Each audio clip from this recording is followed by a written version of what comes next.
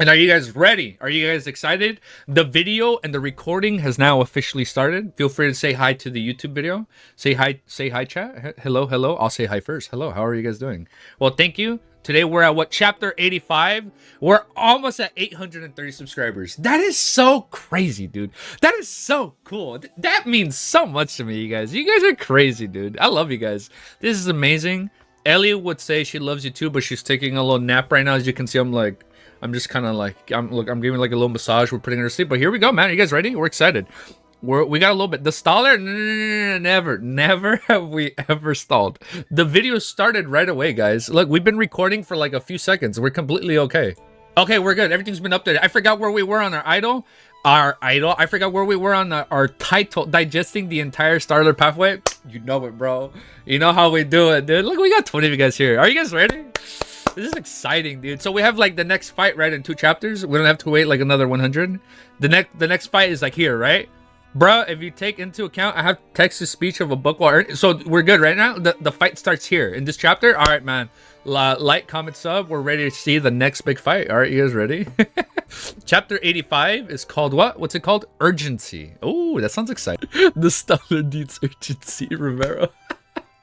Chapter 85, Urgency.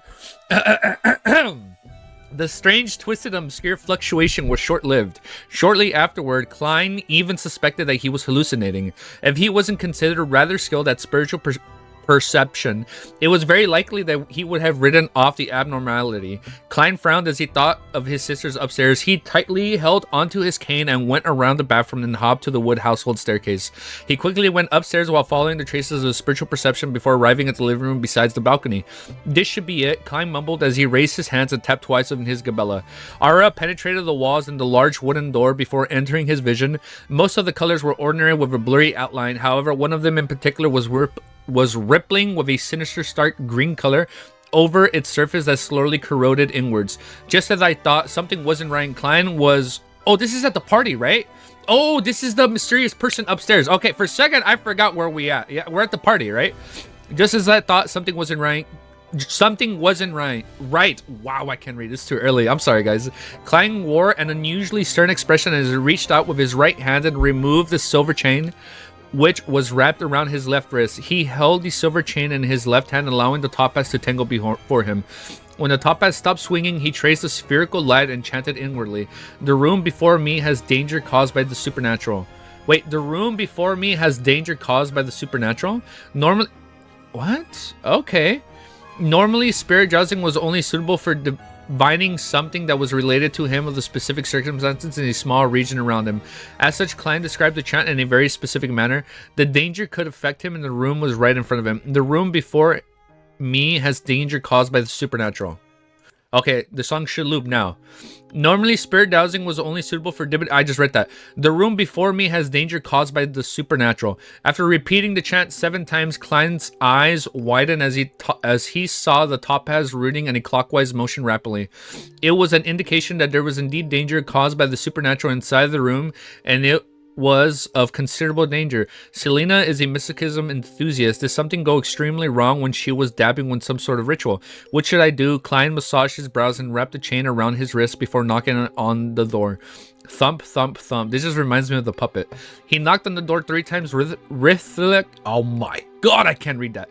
He knocked on the door 3 times I know what it says. It's like rhythm. Rhythmically, and wore the amiable smile on his face. The door opened with a creak. Melissa, who was wearing her new dress, appeared in front of KLEIN. "KLEIN, is something wrong?" The girl didn't expect her brother to be here, so he was momentarily surprised. KLEIN responded with a smile without any sign of distress. "I was just curious since I heard you gals enjoying yourself. Sorry for disturbing all of you." Melissa lowered her head in an apology, feeling somewhat embarrassed. "We're playing with magic mirror divination?" That doesn't sound good. That was a bad dude moment. "Selena knows a lot, and it's very fun. Magic mirror divination, sir. Why don't you gals play Charlie Challenge or the Ouija board?" KLEIN shook his head, feeling both peeved and amused. He looked behind Melissa and into the living room. He saw Selena with her beaming smile and deep dimples. However, in his spirit vision, the wine red hair girl who was holding a silver coated mirror was being encroached by the sinister stark green colors. What? Music stopped or I don't hear it? No, it should keep playing. It's good. I think it might be a little bit low. Yeah, it's the web novel. As his mind whirled, Klein deliberated over his words and said, "Hey, I won't be interrupting your game. All right, where's Elizabeth?" I had chatted with her over basic grammar. She mentioned that she wanted to ask me some questions. Elizabeth. Melissa sized her brother up and said in an eccentric tone to empathize her words, "She's only 16. Hey, don't let your imagination go wild." Klein immediately explained, "It's a very normal academic discussion. Elizabeth is very interested in history and ancient languages." Melissa took a deep breath at her brother before saying, "She's inside. I'll inform her." All right. Klein took a step back. Yeah, I think we're good now, right? While watching his sister turn around, he heaved a sigh of relief. Although it wasn't the best of reactions, he was thankful that the person in danger wasn't Melissa. He only waited for about 10 seconds before a puzzled Elizabeth walked out. She asked curiously, "Mr. Moretti, what's the matter?" "I never thought I was interested in history and ancient languages." At that moment, her sentence was halted by Klein's stern and solemn expression. Her nerves tightened up as she seemed to sense that something wasn't right. Really? Oh, it's very low on your guys' end? Let's turn it up. Let's turn it up. Klein took a few steps diagonally as a gesture for Elizabeth to hide partially behind the door. The girl with the chubby baby fat was influenced by the sudden serious atmosphere, so she unknowingly followed. "As you know, I'm a mysticism enthusiast." Klein halted and turned around, speaking directly to the point. Elizabeth nodded and replied, "Yes, I even believe that you're an expert at mysticism." "No, I'm only an enthusiast, but this doesn't stop me from noticing that your magic mirror divination has turned into a problem," Klein said with a heavy tone. What? "A problem?" And this Elizabeth nearly raised her voice as she hurriedly raised her hands to cover her mouth. Didn't understand why Melissa said she is only 16. "The depressed man potion is written by Cuttlefish. Just go." Klein thought for a moment before saying, "I know words alone will make it difficult for you to believe me." Return to the room, and when Selena isn't paying attention, steal a glance at the front of the mirror, which Selena has hidden away from all of you. "How do you know that she hid that from you, the mirror from us?" Elizabeth blurted out. "According to the information from Nighthawks, more than 90% of the time magic mirror divination cases which involve evil share such similarities." Klein smiled and said, "General knowledge." With a doubtful and frightened Elizabeth returned to the room, his composure smile vanished instantly. His face looked worried. Even though we're all in the North Borough, to go from Fanny Street to the Zotland Street will take at least 15 minutes of travel by public carriage. By the time the captain arrives after making a round trip, the situation might have deteriorated to a hopeless state. If only Benson and Melissa wasn't here. Yeah, I know Izagiki didn't understand. Wait, it was a joke? Is there a power system or something? Whoa, wait, what's the joke? I didn't get the joke. Is this chapter? You guys love this chapter? Whoa, wait, what was the joke? No, we're gonna start reading. What was the joke? I missed the joke. I'm sorry. But I can't deal with those hidden and unknown existences. Do I have any means to contain it? Oh shit, is he gonna use his powers in front of them? Right, Selena is a mysticism enthusiast. Her room definitely has no lack of pure dew, essential oils, herbs, and other items. Just as Klein was racking his brains for a solution, Elizabeth sat next to Selena by using an excuse or discussing something with her. A girl opposite her sipped a mouthful of red wine, and under the teasing looks of everyone, despite her blushing, she mustered her courage to ask, "Can you help me divine when I'll meet a romantic and handsome gentleman?" "You are looking at him. It is me, Klein Moretti." Selena lightly coughed twice as she rubbed the mirror's back and said, "Mirror, mirror," I thought she said mirror, mirror on the wall. "Mirror, mirror, mirror, mirror, tell me, will this gentleman in Ionia's heart appear?" After repeating it 3 times, she picked up the mirror and raised it in front of her. Seizing this opportunity, Elizabeth suddenly turned her body and stretched out her head to take a glance. According to her expectation, she felt that she would see Selena's face and half her face. However, the only thing she saw was Selena. The tiny mirror only had Selena, and it was Selena's entire body. The mirror was completely pitch black mirror. The mirror was completely pitch black, with Selena standing in the middle with a cold expression. Elizabeth trembled all over her as she lunged backward and leaned against the sofa. She momentarily forgot to breathe. She involuntarily trembled and, without giving an excuse, got up and immediately stumbled to the door. She didn't even dare to turn back to look at the beaming Selena. "Yoina's gentleman will appear on Sunday on the 2nd week, half a year later." She gotta wait 6 months? Amidst giggles, Elizabeth... Oh, we're almost done with the chat. This is way super quick. Amidst giggles, Elizabeth opened the door and left the room to see Klein, who was standing in the shadows of the wall lamps in his tuxedo and half-top hat. "Mr. Marty, I," she stammered in a daze. Klein calmly smiled. "Don't disturb the girls and ladies inside." Infected by his smile, Elizabeth calmed down significantly. She extended her hand and closed the door. She quickly walked over to the wall lamp. I saw only Selena inside the mirror. A devil-like Selena? She whispered hoarsely. Indeed, Klein's expression turned serious as she asked in a deep voice, do you know which is Selena's bedroom? Do you know where her mysticism items are? There, the mysticism items are there as well. Elizabeth didn't hesitate to point at the room diagonally across. Klein held his cane and walked over, opening the unlocked wooden door. Under the streetlights and the crimson moon's illumination, he turned a valve and lit a gas lamp. A pale yellow light glowed as he swept the area and found bottles of pure dew, flower essence, boxes of herbal powders, candles, and amulets. She is really deep into mysticism. That's why chapter name is Urgency. I get it now. Yeah. These items were placed on tables of neatly arranged inside a rack. Their names were given on sticker labels. After confirming the items, Klein said to Elizabeth, who had followed behind him, do you want to save Selena? Yes. Elizabeth subconsciously nodded before asking in a daze, will it be dangerous? A certain amount. After all, I'm only a mysticism enthusiast. Come on. Hype yourself up, bro.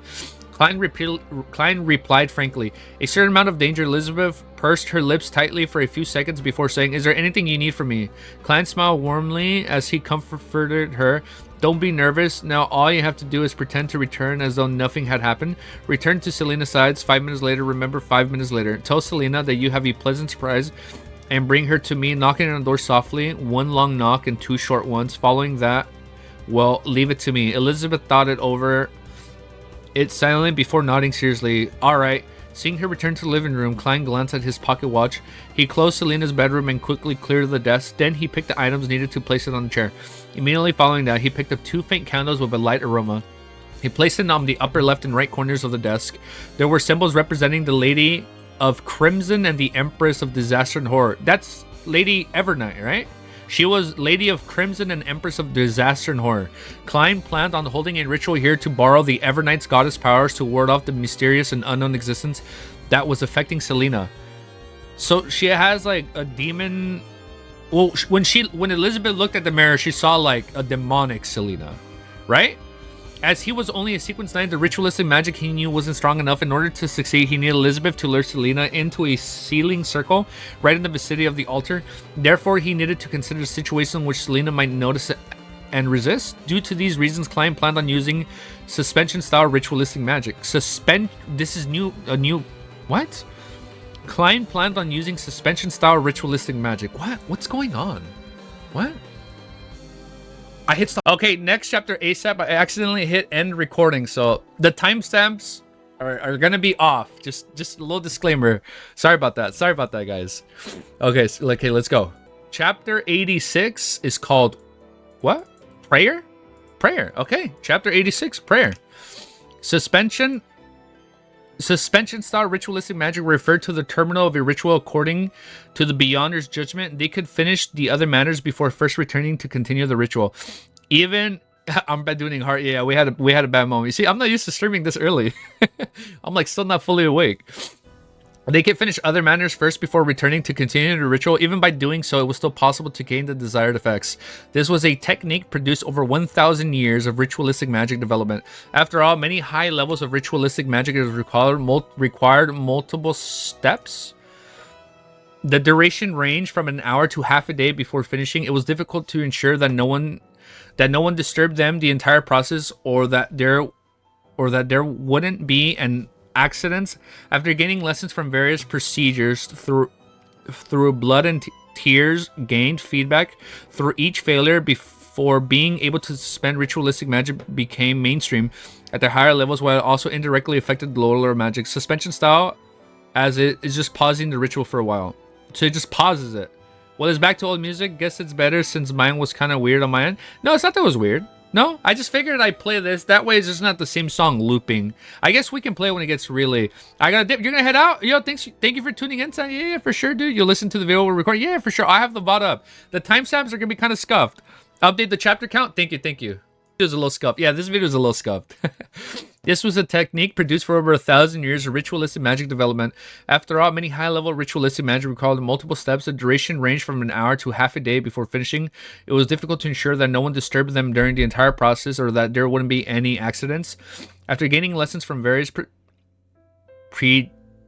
predecessors through blood and tears, gained feedback through each failure. Being able to spend ritualistic magic became maintained at the higher levels, while it also indirectly affected the lower level rituals. However, being able to suspend a ritual didn't mean that the ritual could be suspended at any time. One had to abide by the mysticism theory and grasp the corresponding techniques. If not, the failure of the ritual was unavailable. It could even result in a terrifying backlash effect. Based on Klein's understanding, once one gained the attention of a particular divinity, and the divinity was waiting on the contents of the request to suddenly say, wait, I need to use the bathroom, one can only be congratulated, since they might never need to go to the bathroom ever again. What? Phew, Klein heaved a sigh of relief as he composed himself. Even though he had held many luck enchantment rituals and had even designed a corresponding ritual that made an attempt on the justice and hangman, this was his first actual ritualistic magic that abided by the rules. Ah, yeah, so he's only ever done stuff like that he's made up, right?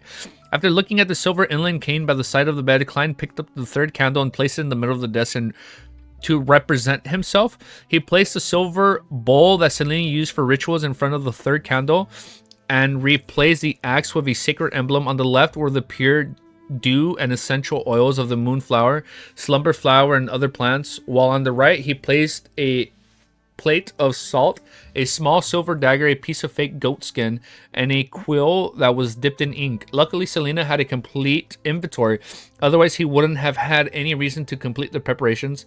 As for the monitory fast rituals that old Neil could perform, there were not something a seer could do. From the looks of it, Selena was quite what? She was quite an experienced mysticism enthusiast.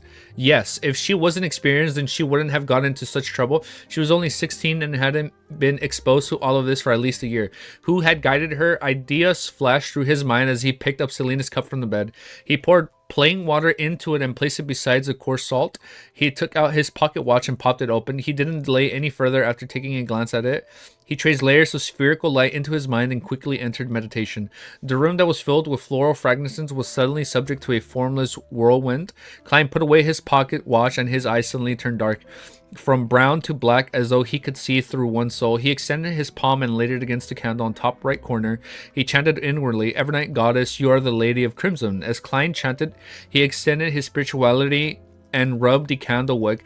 After a couple moments, the candle suddenly lit up, and there was a tranquil blue inside the dim yellow light. Putting gods on the hold will get you killed? Wait, what do you mean?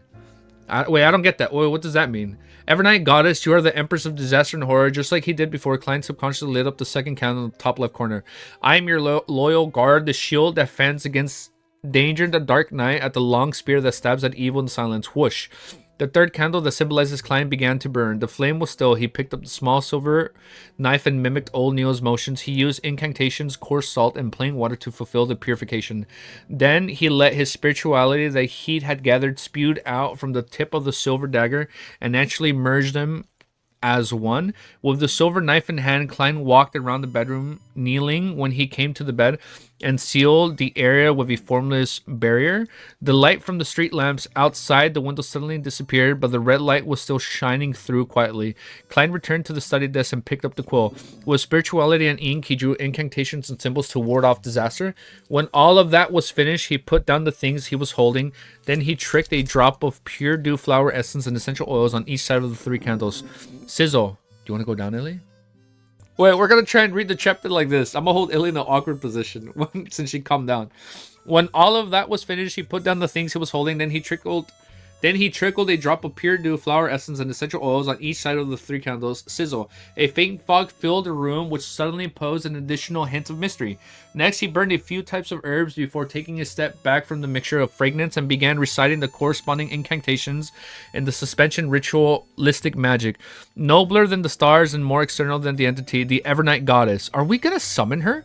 I pray for your loving grace. I pray for you to show your loving grace to a devotee believer of yours. We're actually going to see her. I pray for the power of the crimson. I pray for the powers of disaster and horror. I pray that you will cleanse your devotee believer, Selena Wood, from evil corruptions and be safe from danger. I pray that you will wait for a moment. Okay, yeah, I think Ellie wants to go down. Let me let her down. I think we were right here before I try opening the door.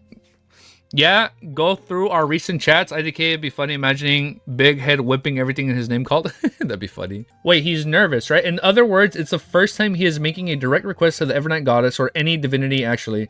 That's why he is nervous, like pausing rituals to the celestial worthy of heaven and earth blessings. Why would you be afraid of the merciful Mavi Evernight? She might be kind of intimidating. My first time seeing the dog on stream. No, it's a summoning. He's just using breath summoning Evernight. Does this man think gods are on speed dial? I do think they should be on speed dial. If Klein's on speed dial, Mommy Evernight should be on speed dial. If a god's descending, not good. Dad, you know what? That's true. Praise Ellie. Of course she's cute. Kind of special. There, I think we're good, right? What do I do to be able to summon Evernight Mommy? Oh, I'm excited. I'm excited to see her. Please give me 30 pounds. That'd be funny. All right, Moonflowers. I pray that you will wait for a moment that's Wait, I pray that you would wait for a moment for that unfortunate girl. Moonflower, a herb that belongs to the red moon, please bestow your powers to my incantation. Slumberflower, a herb that belongs to the red moon, please bestow your powers to my incantation. After reciting this incantation, Klein closed his eyes and repeated it 7 times in his heart. He saw that there was nothing out of the ordinary at the altar. He then lifted the silver dagger again and took a few steps back to the door of Selena's bedroom. He tapped his chest in 4 spots, forming the shape of the crimson moon. He then turned around and raised his silver dagger. His spirituality spewed out from the tip once again and sliced open the shape of a door in the formless wall. Yo, we have 25 people live. Thank you, guys. Klein knew that even if he were to open the door at that very moment, it wouldn't affect the tranquility and holiness of that altar. He took out his silver vine leaf pocket watch that had an intricate pattern. He checked the time and went through the process that was to happen in a few moments. In the living room of the 2nd floor, Elizabeth's body was quivering as she lifted her head from time to time to check the wall clock. She was counting down in silence under illumination of the 2 gas lamps. It's almost time. As she spoke softly, she looked sideways at the living room girl, while long white ran hair, her dimples were deep, her smile was bright, that she gossiped well with all the friends around her. But the more everything looked normal, the more terrified Elizabeth felt. That kid and horrifying Selena in the mirror seemed to be in her head, and she couldn't wipe the image away. I can't wait anymore. I have to take actions now. Elizabeth suddenly stood up before everyone's shocked gaze. She smiled and stuttered, Selena, I have a surprise for you. Follow me out for a bit. Really? Oh, so they're trying to be like cautious, right? So like maybe whatever's possessing her like will be onto it. Hi, Ellie. Okay, now Ellie wants to go. Wait, I lost my place. I can't wait anymore. I have to take action now. As Elizabeth suddenly stood up before everyone. Wait. But the more everything looked the more terrified Elizabeth felt. The cold and horrifying Selena in the mirror seemed to be in her head, and she couldn't wipe the image away. I can't wait anymore. I have to take action now. Elizabeth suddenly stood up before everyone's shocked gaze. She smiled and stuttered to Selena, I have a surprise for you. Follow me out for a bit. Really? Didn't you give me a birthday present already? Selena flipped the mirror the other way around and stood up in surprise. A surprise will not have any signs. Elizabeth felt that she had no talent in acting at all. Without saying another word, she walked towards the bedroom door first. Selena followed behind with a confused smile. Melissa looked at her 2 best friends leaving and unconsciously knitted her eyebrows. Elizabeth is acting so strange today. She started acting even stranger after she met Klein. She suddenly ran out early and said that she needs to use the bathroom, but why does she look so anxious? Selena's bedroom entrance. Elizabeth took a deep breath and said to the girl in front of her, Let's go to your room. Elizabeth, you seem very nervous and afraid. Why? Selena looked puzzled at her good friend as she noticed her body trembling constantly. Excitement. Yes, excitement. Elizabeth shot a glance at the mirror in Selena's hand as she turned her half body around and knocked on the door with a long knock followed by 2 short successive ones. Why are you knocking on the door? Selena was baffled every moment. Creak. Her bedroom door opened, dressed in black tuxedo and half-top hat. Klein appeared in front of the 2 girls. Pleasant surprise. This is a pleasant surprise. Selena's mouth turned agape as she felt perplexed. At that moment, Klein suddenly reached out his hand and grabbed her by the wrist. He pulled her into the room and Elizabeth stood rooted to the ground. Simultaneously, Klein's silver dagger struck forward and he spewed out his spirituality, which quickly mended the door-shaped passage. The invisible spirituality was sealed off in the room, insulating Selena's screaming within. Oh, nobody can hear. Right? Klein suddenly closed the door, and without even looking at Selena, he rushed to the desk. The wine-red hair girl stopped screaming as she looked up and surveyed the room. Her gaze rapidly turned cold as her skin was mottled with paleness. Her fingers rapidly grew sharp fingernails. At that moment, Klein had already returned to his cognition state. He trickled a drop of moonflower and essential oils onto each candle as he chanted loudly, "Supreme Lady of Crimson, Great Empress of Disaster and Horror, I pray for you to bestow your loving grace. Show your loving grace to the lost lamb Selena Wood." While chanting, he picked up a fake goat skin and pushed it onto the candle representing the requester. Whoosh. He felt a cold wind bestow him as an immense energy assaulted his body. The goat skin was ignited on fire. The goat skin was ignited and Klein threw it into the silver bowl. Then he crouched downwards in accordance to the preparations to dodge the lethal strike. Whoosh, whoosh, whoosh.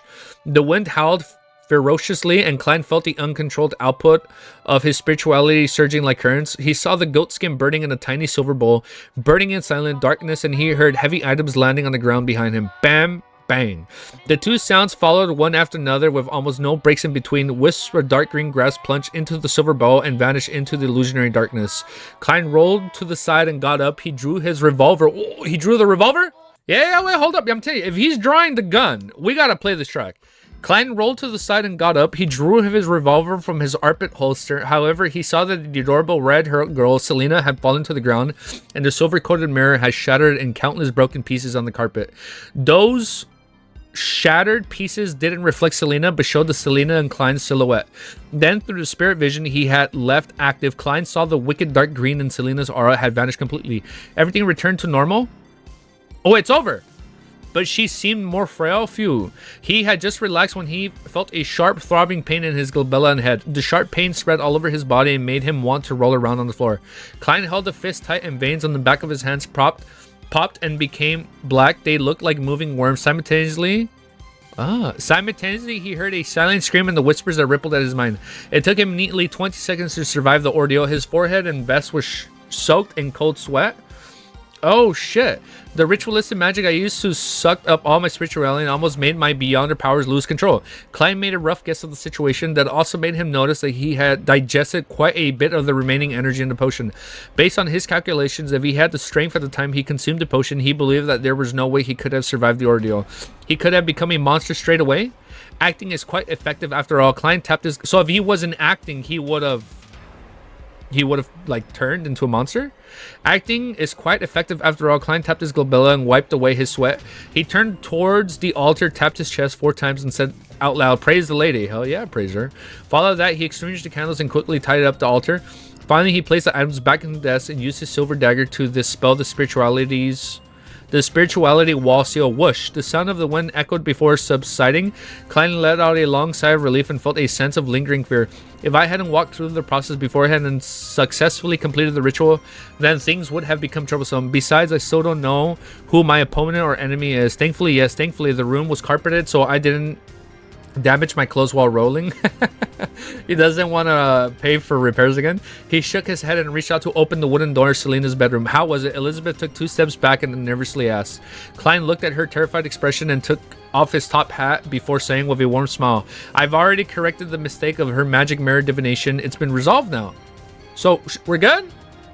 Everything's back to normal?" Okay, yeah, so I do have a few questions that you kind of answered it for me, Romero, though. Yeah, his energy was drained by the ritual. If he didn't digest the potion, but he would have lost control. The possessed girl is attacking him, and he is holding the ritual while dodging. If you imagine it, then he would even be more hyped in the harbor fight. Yeah, right? That will be even more hype. Yeah, so Klein was coming out sweating from his 16-year-old girl better. That does not sound good, man. So you can interpret that in so many ways, username. The bro cares about his things and money more than anything else. Klein's crazy. Bro, just read it. Process to ask just happened in Madoon. Bro just proceeds to ask what just happened. Okay, so she was being possessed. He dispelled it with the holding ritual. He took out his gun. He didn't shoot. Damn, I thought he was gonna shoot her like and just take her out. Okay. Acting helps you digest the potion so that your body and the beyonder characteristics can stabilize, like starting from 0 trying to reach 100. And ever below 20, it's easier to just die because it's new. Nothing sus? That was extremely sus. That was sus in so many ways. Okay, thank you. Okay, so I feel like my confusion has kind of been cleared up. Okay, let's go to the next chapter. All right, next chapter. Chapter 87 is called Exhortation? Exorcism? Exhortation? Yeah, right. Exhortation. Okay. Yeah, I'm excited to see how the future fights are going to go, man. Chapter 87 is called Exhortation. We're going to have to summarize them all. Yeah, we're going to have to do that. Has it really been resolved? Elizabeth asked in disbelief. Klein smiled and nodded casually. Yes, it wasn't too hard. The last part was a lie, he added inwardly. Perhaps it was the fact that Klein had been calm and collected all this time, or perhaps he was her only ray of hope. Either way, Elizabeth didn't doubt him or anymore. She patted her chest and heaved a sigh of relief. Thank you, you truly are a trustworthy gentleman. I was scared and senseless just now. How is Selena? Is she fine now? She might remain unconscious for the next few minutes, but she's completely fine now. Oh, the 2 to 3 days of 2 to 3 days of weakness is to be expected. Klein suddenly had a stern expression on his face as he asked, who taught her mysticism? Didn't he tell her about the basic taboos? What taboos? Dev going to get confused and oh, I'm definitely going to get confused. I already know it, man. I was already confused with the Harper fight, dude. Just imagine that later fights. Elizabeth straightened up a little more like a student who had just been scolded by her teacher. She thought for a moment before saying, Selena once mentioned that her teacher is Hanas Vincent. That name's familiar. We've seen that person, right? Who was Hanas Vincent again? That name's been mentioned already like once or twice. On the surface, he didn't seem to teach anything questionable about magic mirror divinations, but he's secretly been teaching dark divination. If I knew about this earlier, then I would have reported to Captain and have raided him earlier. Klein felt some regret as he asked in a deep voice, was he also the one who taught Selena magic mirror divination? Ooh, this game sus! You said I wouldn't read fights fast? I know! When I get excited, I kind of start reading fast, yeah? I'm only human. When I get excited, I kind of start reading quick. I'm like, holy shit. Yeah. Klein, oh, wait. I lost my place. Hanas Vincent, on the surface, he didn't seem to be teach anything questionable about magic mirror divination, but he was secretly... Oh, I just read that. Klein was left in a lingering sense of fear because this matter had nearly affected his sister, Melissa. Elizabeth nodded cautiously. Yes, but Selena had tried magic mirror divination a few times without any success. Oh, today she told me that she had a peek at her teacher's hidden incantations and that there would be no problem. She was basically an expert at courting death. Klein massaged his temples to alleviate his headaches. Do you still remember the incantations she recited? Well, although Hanas Vincent had not voluntarily imparted the dangerous knowledge to Selena, it's obvious that he had been experimenting with it to be extended with it to extend an invitation to the mysterious unknown entity. This would become a problem sooner or later. It had to be dealt with quickly before it gets worse and became a problem for someone else. I remember a part of it. Elizabeth recalled she recited it in Hermes. As you know, I was only exposed to Hermes just recently. All I remember is her using the terms revolve, spirit, creator, and grace. Creator, the true creator. The true creator? Creator, the true creator. Many underground mysticism enthusiasts believe that an ancient entity revered by many secret organizations, yes, an entity that appeared 1,000 years ago during the early stages of the Fifth Epoch. The Fifth Epoch was over 1,000 years ago?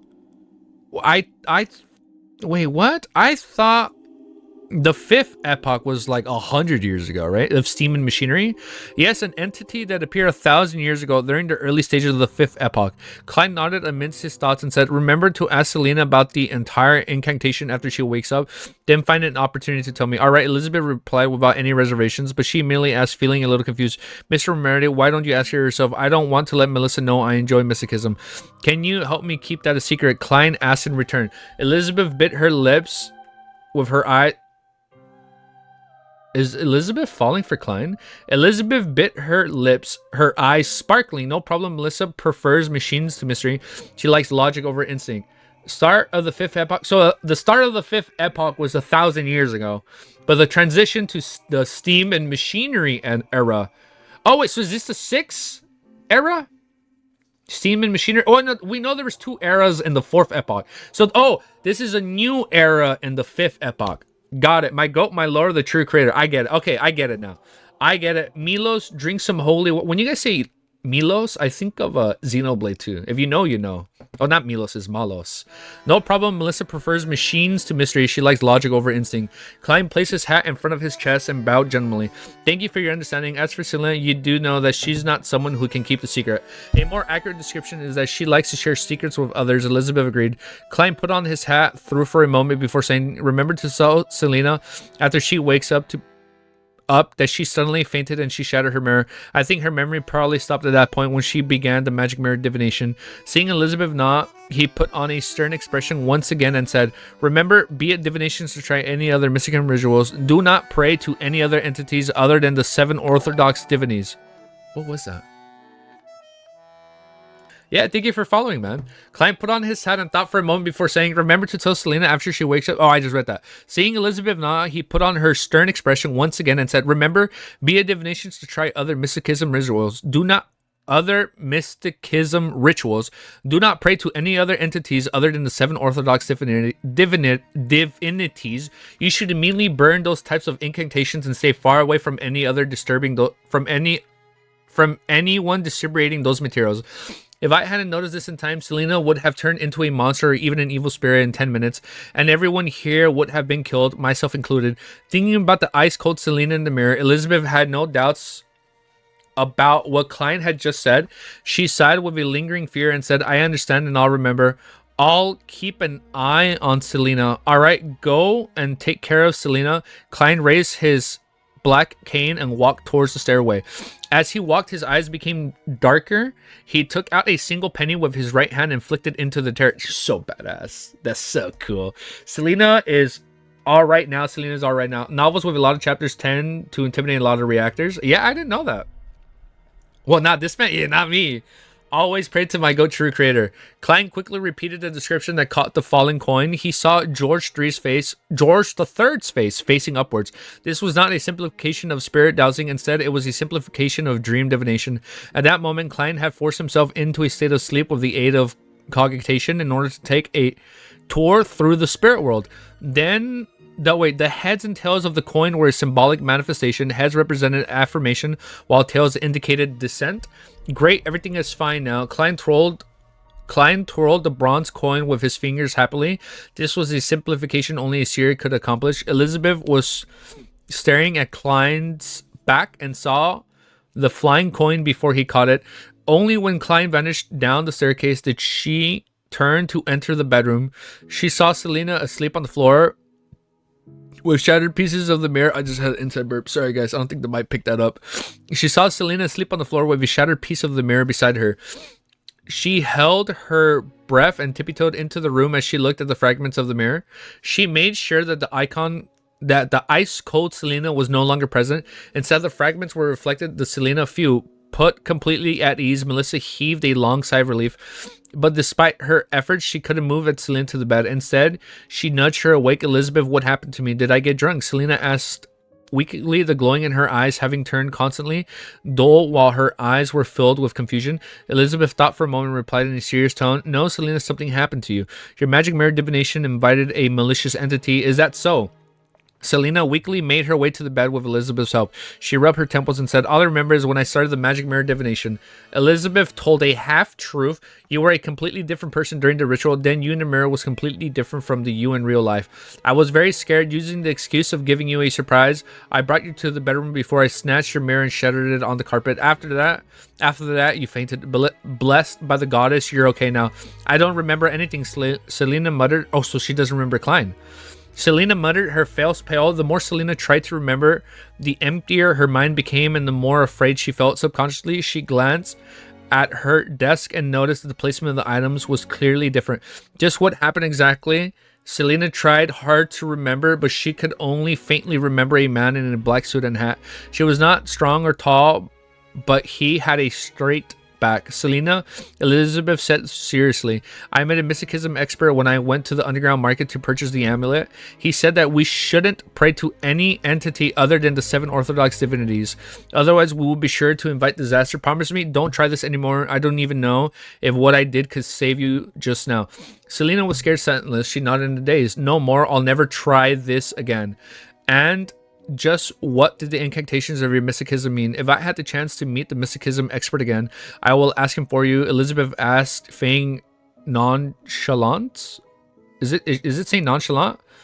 What new chat lore? We have new chat lore? What was that? I missed the new chat lore. Discord and Twitch chat? Yeah, for sure. Oh, yeah, it's in the chat. Oh, yeah, the Discord should be in the YouTube description for this one, too. I actually didn't even know the Discord chat can expire. either update it. I'll make it infinite. I got you guys. I didn't know that. You see, I'm learning. Thank you. Selena was scared senseless. She nodded, "Days no more. I'll never try this again." And just what did the incantations of her mystic? Oh my god, I read that. I'm so out of it today, dude.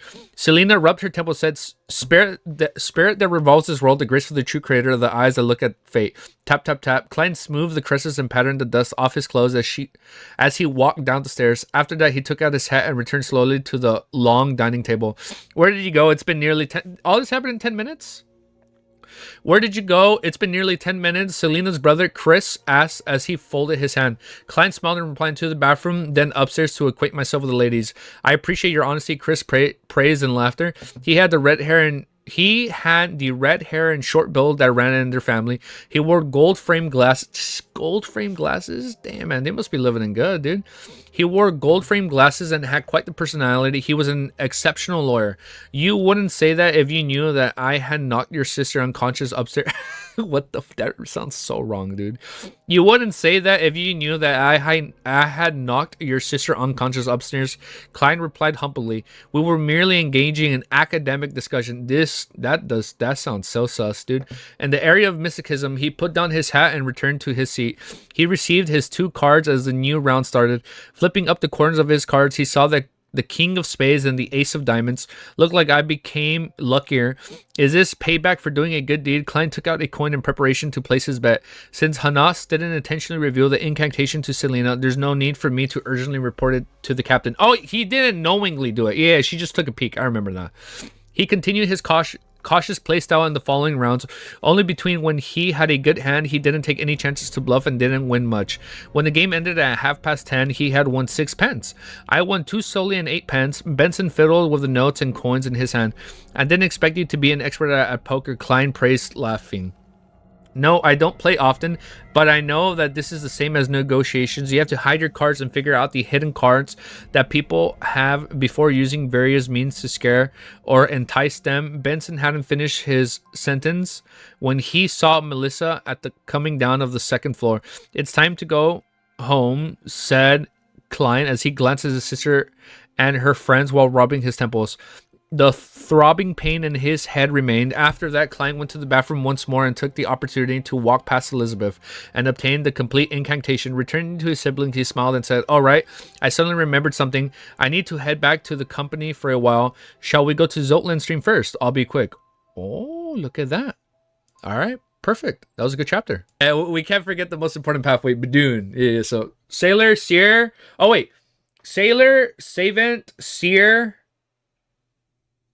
Apprentice, Marauder, Spectator, Monster, Corpse Collector, Sleepless. Oh my god.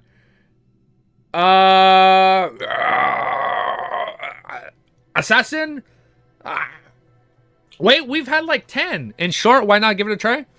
Life is short, why not give it a try? Wait, we've had like 10. What the fuck? That's a lot of pathways. What the fuck? And then there's like all the other subsequent levels, right? Okay. Ooh, I'm remembering. Oh, knowledge. Give it a taste. Look at that, dude. That's knowledge, man. We're remembering this stuff. All right, dude. That's good, dude. Ooh, that's nice. Mystery Prior. Thank you.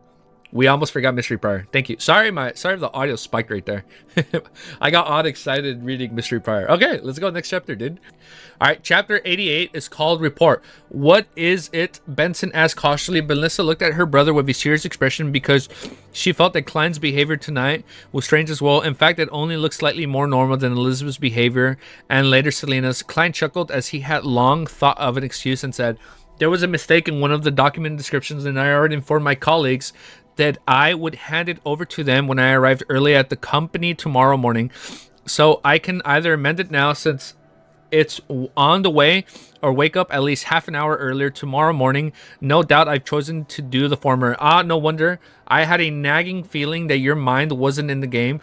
So you were actually thinking about work. Aw. Benson smiled suddenly enlightened. No, I apologize. I should say the card game helped you think. All right, we shall wait for you. Melissa looked away and smoothed out the ruffles of her engagements. I can't read that word. As it was past the operation time for both track and trackless public carriages, the three siblings bid their host farewell before hiring a carriage nearby. It cost 2 solely for 45 minutes. I've heard that every carriage drivers that rent out of their... Oh, wait, hold. I gotta ask you guys. I need advice. I need help. So we'll talk about once we finish the chapter. I've heard that every carriage driver that rents out their own carriage adds ridiculous fees. Benson complained in a low voice he had used most money that he won earlier to pay the driver. Klein smiled and replied, I think it's very acceptable. After all, it's almost 11 o'clock. I was just joking. I thought that Derek could actually share the carriage with other guests. 45 minutes can take us to many places. Benson looked out the window and other people who were hiring carriages on the one after another. I know, ride sharing. Klein rubbed the top of his silver inland cane and said, we don't have a problem with that, but the other customers might. Benson did you notice that they care a lot about their image and looking respectable? Yeah, they do. We don't care about that. We don't care how we look. Come on, man. It's what's on the inside that mounts, man. It's I read that so wrong. It's what's on the inside that mounts, man. First time I read this, I was on deployment stuck at sea. So I read it for like 2 months and felt so empty when I finished. Oh, you felt empty? Oh, I don't know if that's a good or bad thing. That sounds hype. Oh, so you were on deployment? That's crazy, dude. Thank you for your service, dude. You were stuck on deployment, stuck at sea. But a game you can complete with others. Remember, it's a type of online quiz. Are we doing online quizzes for Lord of Mysteries? We can flashcards asking a question with 4 answers. We can do that. Hell yeah, let's do that. That should be fun. I was just joking. I thought that we could actually share the carriage with other guests. 45 minutes can take us to many places. Benson looked out the window at other people who were hiring carriages one after another. I know, ride-sharing. Klein rubbed the top of his silver inland cane and said, we don't have a problem with that, but the other customers might. Benson, did you notice that they care a lot about their images and look at... Oh my god, I'm so out of it. Benson, did you notice that they care a lot about their image and at looking respectable? I think that they might be a common among middle class. Huh. Benson nodded seriously and said, the Wood family was much more extravagant than I imagined. However, Wood weekling salary is only £4 per week. Huh. Looking respectable might be the biggest difference between the middle class people and curly-haired baboon. Oh my god, baboons. Baboons. Holy fucking shit, dude. We've been saying baboons so much. I read oh my god, I read baboons as badoons. Do you have something against curly-haired baboons? Klein almost burst out laughing. Now I'm really struggling saying that word. Do you have something against curly-haired baboons? Klein almost burst out laughing. Melissa didn't join it on their discussion. She took a seize and sized up Klein from time to time. Her gaze was sending chills down his spine. The two-wheeled horse carriage was traveling quickly in the dark, quiet street. They arrived at Zotland Street in only 12 minutes. Wait for me here. 5 minutes and won't be more than 5 minutes. Klein empathized. He put on his top hat, grabbed his cane, and got off the carriage. As the carriage driver was charging based on the time instead of the distance, the driver didn't mind waiting. Going up the stairs, Klein arrived at the Blackphone Security Company and knocked on the door. With 10 seconds, the door was open wide. Leonard Mitchell appeared before him in a vest and shirt. You're not on duty tonight, Leonard pointed out, looking surprised to see him. Klein was only on guard duty once a week for the China's Gate. They maintained a I just lost my place. You're not on duty tonight, Leonard pointed out, looking surprised at Klein. Klein was only on guard duty once a week from the China's Gate.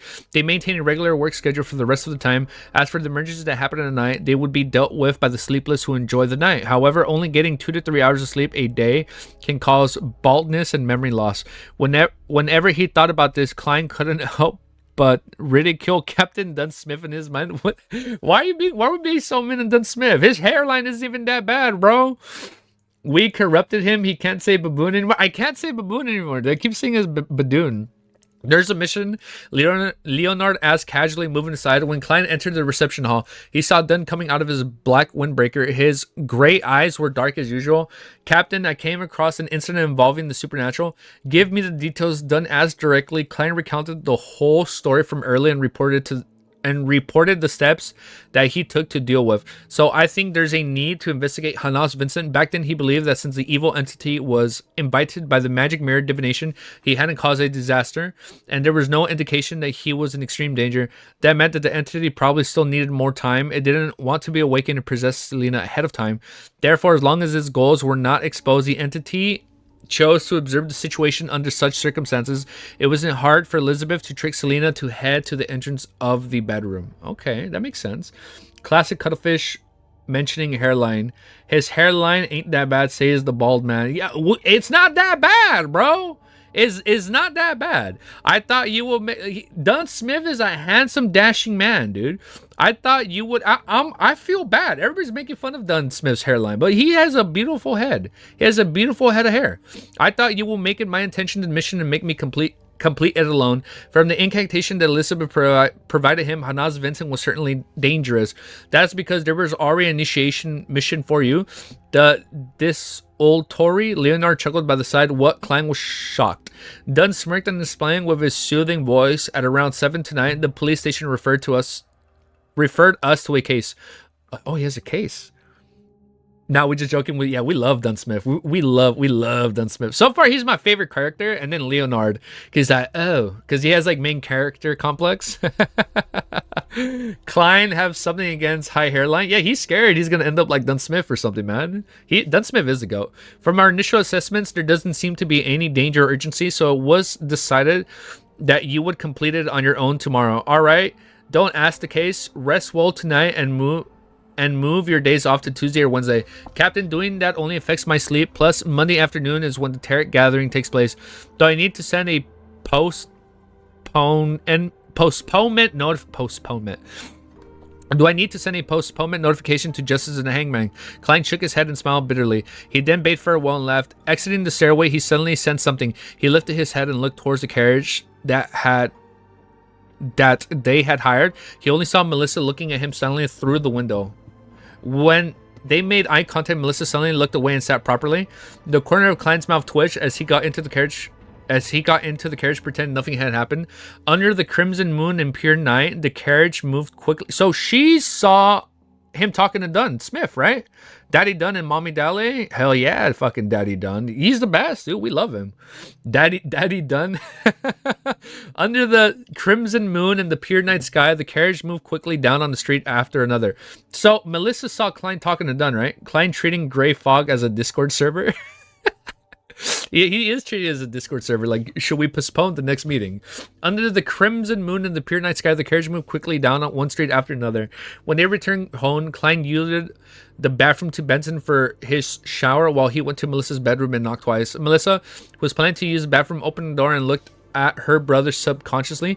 Melissa, do you have any questions that you'd like to ask? I know you do. Klein asked straightforwardly.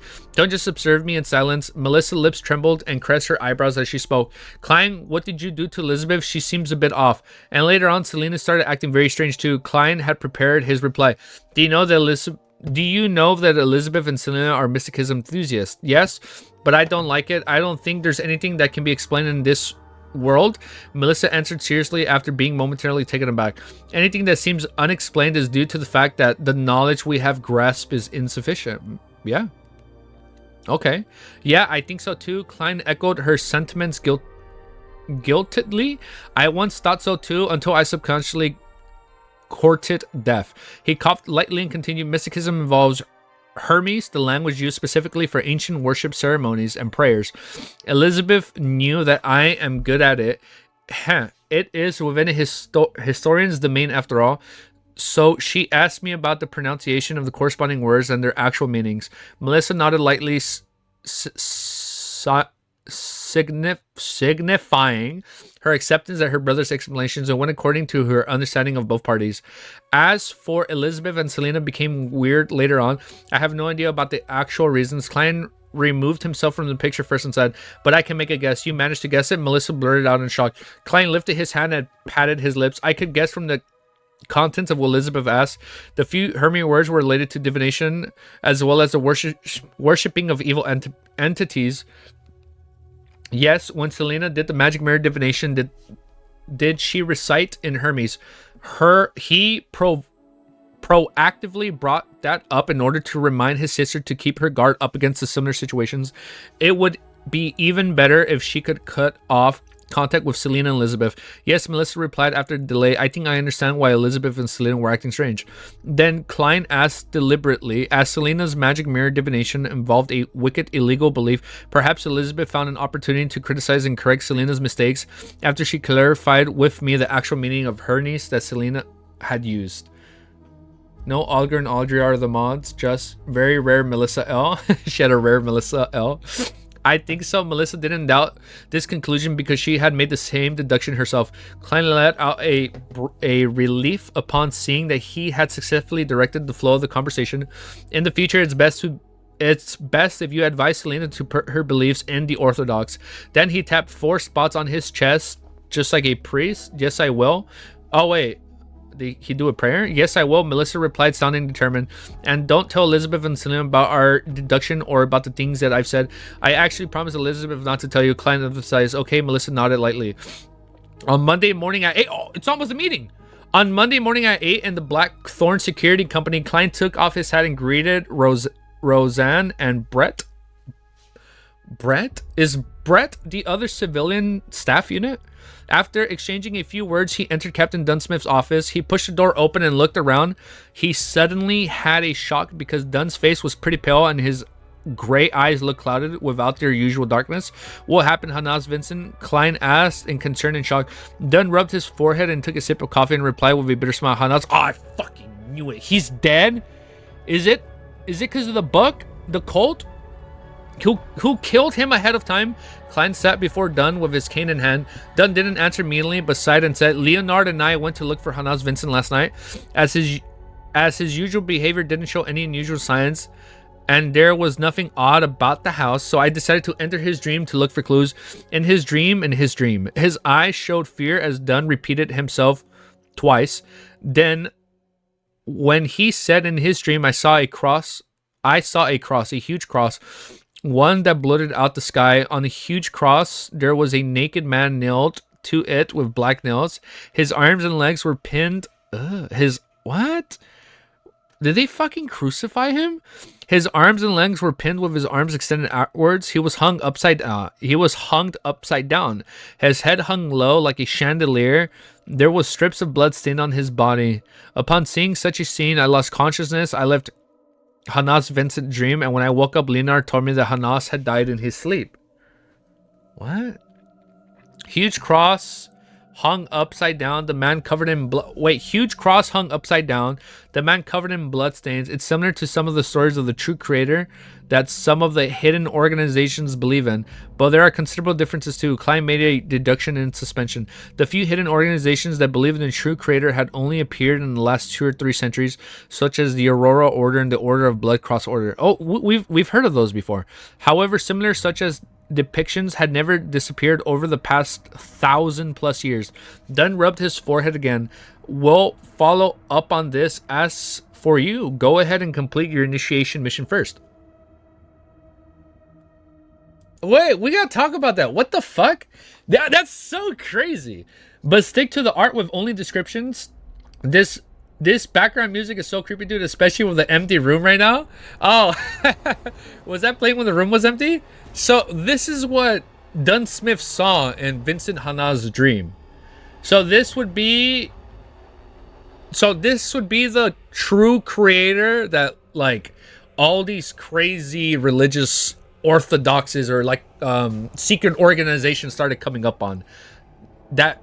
Oh, and then they also like partake in dark divinity rituals. Dunn saw that in his dream, and Vincent, oh, okay, so he saw that. What? That's so fucking creepy, dude. That's wild. All right, yeah, this is gonna be a super scuffed long video where the chapter timestamps are just not in sync, dude. Okay, so this is gonna be the 3rd recording. Holy schmackaroo. So let's title this 3rd video, and then we're gonna put everything together. That's so funny.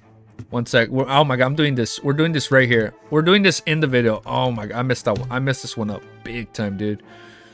Damn, this is chapter. What chapter are we on?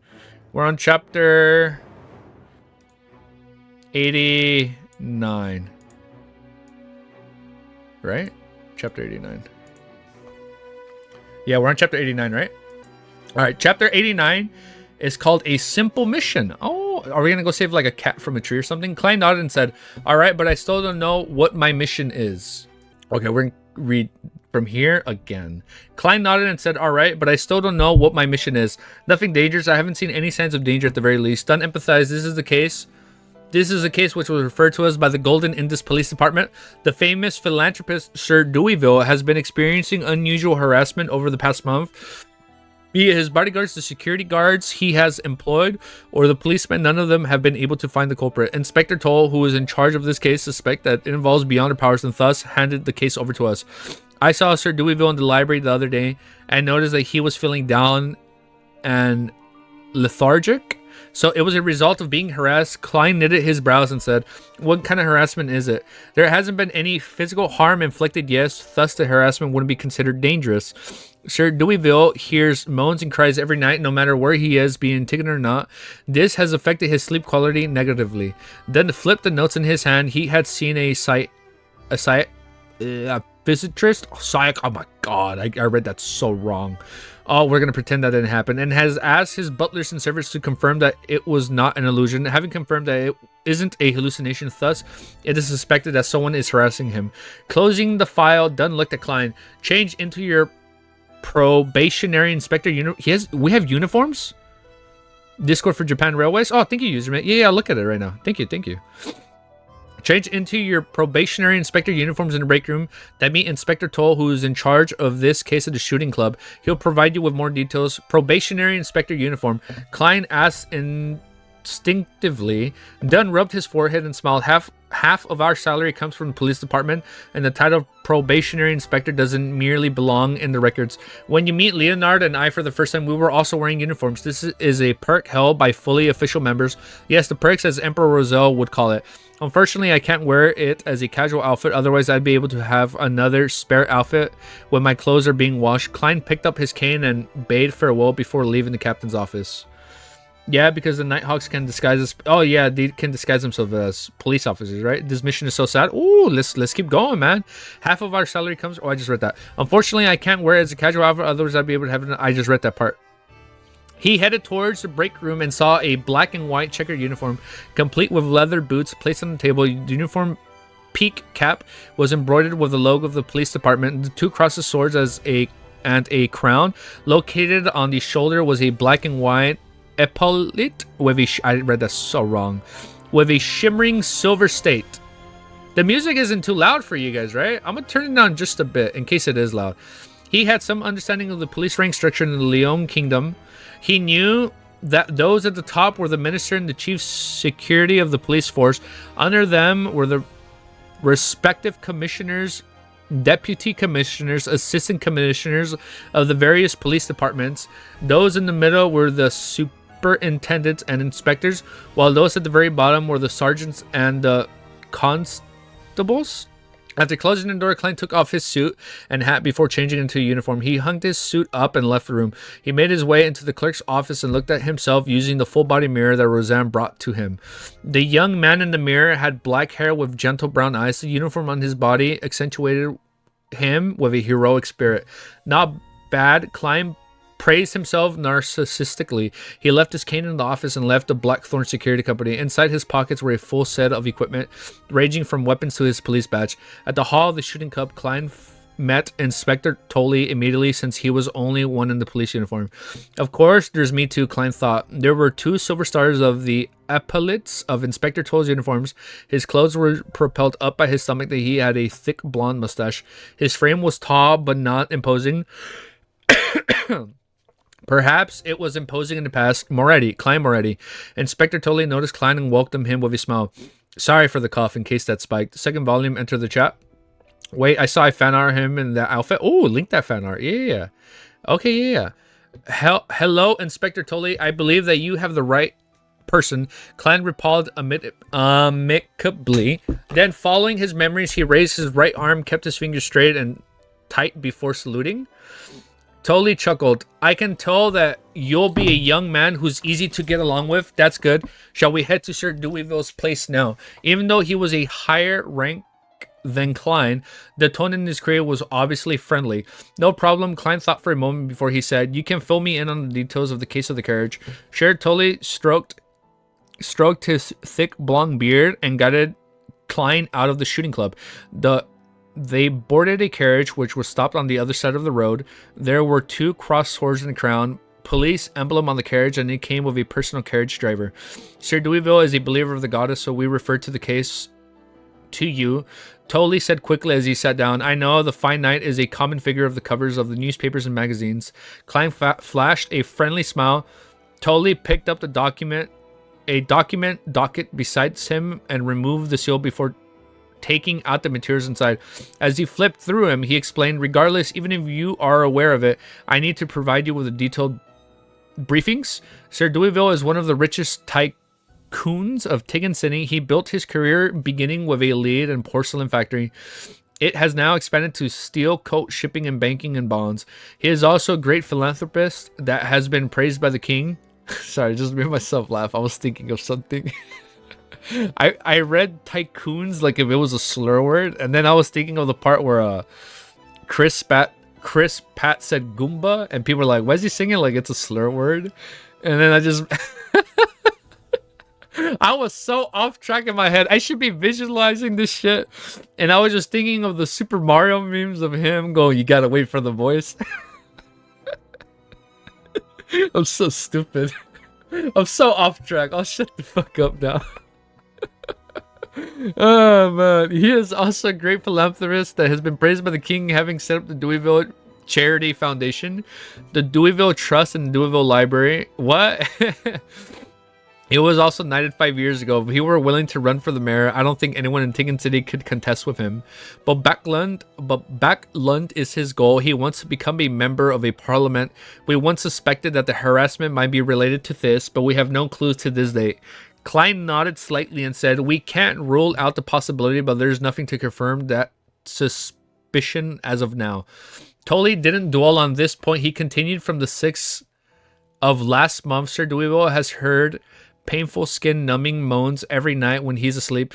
Akin to a patient's fight for his life, he has checked the surrounding rooms multiple times, but he hasn't found anything unusual. His butler and servants had also confirmed that they heard such sounds, but it is simply softer for them. In the beginning, Sir Deweyville believed that this matter would pass quickly and didn't pay too much attention to it, but the moans became more and more frequent to the point of occasionally happening during the day. There was an evening of additional heart-wrenching cries. This had made Sir... What? The entire 10 chapters arc was amazing, so it's gonna be good. The Badoon Pathway Sequence 9 Staller, Sequence 8 Sidetracker, Sequence 7 Audrey Cosplayer. Nah, that's gonna be like Sequence 1, my guy. The Audrey Cosplayer Matthew, this is gonna be all the way up there, dude. This is gonna be Sequence 1, man. Audrey Cosplayer. This had made Sir Deweyville lose sleep time and time again. He had no choice but to leave Tinkin to his Bila in the villages. But it was too able. The moans and cries persisted. Similarly, the phenomenon persisted even in Buckland, just as though it wasn't as serious. He employed security guards to check his surroundings, but they didn't find any clues. Our preliminary investigations also came up with nothing. Sir Deweyville, who has been tortured for more than a month, is on the brink of collapse. He visited the psychiatrists time and time again, but was unable to have his problems resolved. He told us that if the problem was not solved within a month, he would leave Tengen and head to Buckland. He believes that there would be people who can help him there. After listening to Toll's explanation, KLEIN quickly analyzed and came up with a few possibilities. He offended a beyonder and is suffering from a curse. Now, if he was suffering from a curse, the butlers and servants in his house wouldn't hear the same thing. So it's not like he's being cursed. It's his family? There's a beyonder with the unknown motives. Sequence 5 Dogfather, Sequence 5 Slur, Blathler, Sequence 4 Baldy, Sequence 3 Timestamp Annihilator. I like that one, Timestamp Annihilator. Sequence 2, I lost my place. He believes that there will be people who can help him there. After listening to oh my god, Sequence 2, I lost my place. Shit, I lost my place. He offered a beyonder. Nope, I lost my place. Shit. Fuck, I lost my place. No, he was suffering from a curse. The butlers and servants in his house wouldn't hear the same thing. There's a beyonder with unknown motives hidden among his servants and bodyguards. Oh, it's from the inside. But the problem stems from the point that there has been no request made to Sir Deweyville over the past month. Perhaps Sir Deweyville accidentally came into contact with some vengeful evil spirits. That possibility cannot be ruled out. The carriage entered the Golden Indus Borough while Klein was still deep in thought. It stopped at the door of Sir Deweyville's house, a steel fence surrounding a lush garden. There were two statues by the side of the hollowed metal gates, a magnificent fountain that showed a marble sculpture with water, an expansive two-story building, as well as a path wide enough to fit 3 carriages. Didn't know Izigiki was this powerful. We're super strong, man. I think we're about to pass Klein, dude, in terms of power level, dude. Even the knight's house is only 2 stories high, as the newspaper reported that Buckland experimenting with the building 10 stories apartments. Klein got off the carriage and saw a segment with 3 chevron stripes walking over briskly. He looked at Klein and saluted. "Good morning, sir." "Good morning." Klein nodded with a smile. Told Smile, "This is a Sergeant Gate. You can tell him if you need anything. This is a probationary Inspector Moretti, a history and psychological expert for the police department." Tully introduced Klein to Gate. "I don't deserve such a title." Klein felt a little embarrassed. After the greetings, Gate pointed to the 2-story building behind the fountain and said, "Sir Deweyville is waiting for us." "All right." Klein caressed the revolver at his waist. Then was his best bet against an enemy. Since he was in a police uniform, he could put his revolver in his holster in his hip, making it easier to draw it. Since he was in a police uniform, he could put his revolver in his holster at his hip, making it easier to draw it. As they spoke, the trio made their way down the path around the fountain and arrived outside the door. "We need to make a honorific name for Izigiki." Wait, what do you mean an honorific name? He's the embodiment of the entire pathway. But by then, the door was already opened by a servant who was waiting politely at the door. As Klein pretended to adjust his hat, he tapped twice on his glabella to activate his spirit vision before entering the house. The square-faced Sir Deweyville was massaging his forehead in the hall. He was clearly in his low spirits. His blonde hair was blue, eyes was either dry or dull, as though he had aged considerably by at least 5 years. "Good morning, Sir Deweyville," Klein told, and Gate bowed at his same time. Sir Deweyville stood up and forced out a smile. "Good morning, officers. I hope that you can resolve what has been causing my distress." At that moment, Klein squinted and slightly knitted his brows. Other than his low spirits, Klein couldn't find any other problem with Sir Deweyville. "That's odd." He thought for a moment before he said, "Sir, in which room did you first hear the moans?" "My bedroom." Sir Deweyville shook his head. "Can we take a look?" inquired Klein. "Haven't you checked it many times?" The middle-aged butler interrupted from the side. It was clear that he didn't notice that Klein was a partner of a kind-hearted soul that had not pocketed the money that he picked up. Is he talking about old Neil? Klein smiled. "The best streamer?" "I like that. The scholar who badoons, the loster of his plays. The one who lost his place to the badoons, the ruler above the timestamps and can't think of anything." Those were my colleagues, not me. "Sir, this is an expert sent by the police agency." Tolly said, "Take the opportunity to introduce us." Deweyville looked at the young expert and said, "All right, KLEIN, take him to my room." "Sir, I hope that you will come with us," Klein said seriously. Deweyville hesitated for a few seconds before saying, "If that can solve the problem." He grasped his cane, and as he spoke, he made his way feebly towards the staircase with the butler KLEIN and several guards beside him, ready to support him if needed. Klein surveyed the surroundings and followed behind them silently. 1 step, 2 steps, 3 steps. They arrived at the 2nd story and entered the master bedroom. Klein didn't have the time to survey the surroundings. When the hair on his body stood on their ends, there was feedback from his spiritual perception. What? What happened? Well, just go straight in the next chapter. Yeah, straight in the next chapter. Can you read this? She is sad you ended stream 2 times. She is sad. Chapter 90, Findings by Sight. Sir Deweyville's bedroom was larger than the living room and dining room of Klein's house combined. It was partitioned in a place for a bed, living space, a changing room, a bathroom, and a sturdy desk and bookshelves. The furnishings were exquisite and the details were extravagant. But to Klein, the light seemed dimmer and the temperature was several degrees colder than the outside. At the same time, he seemed to hear the sound of the sobbing and moanings as though one of them was putting up a last-ditch struggle. Klein was in a trance and everything suddenly returned to normal. The sunlight shone brightly through the window and poured over the entire bedroom. The temperature was reasonable, neither too high nor too low. The surrounding policemen, bodyguards, and butlers were quiet. No one spoke. He looked sideways at the classic yet luxurious bed, he felt there was a pair of blurry eyes lingering in the shadows, like the moths that fiercely stayed around the gas lamps. Taking a few steps closer, KLEIN lost the earlier images from his spirit vision. Not a standing wrath or an evil spirit. What is it exactly? KLEIN frowned and recalled the mysticism knowledge that he had been learning all this time. From what he has seen, the mission would have been easy if it was passed to a corpse collector, gravedigger, or a spirit medium. It was obviously not within his domain of experience, holding back his urge to use divination as... You want to go out, Ellie? No? You want to go out? This, he looked sideways at the classic yet luxurious bed. I think I got lost. I'm sorry. This is a really scuffed live stream / read through. I apologize. The socks has your scent. Yeah, I know that's why they bite them, right? I guess she was biting my newer ones because I guess those smelled more. But it's cool. She got the new ones. Here, Ellie. Go get it. Look, she just goes for it.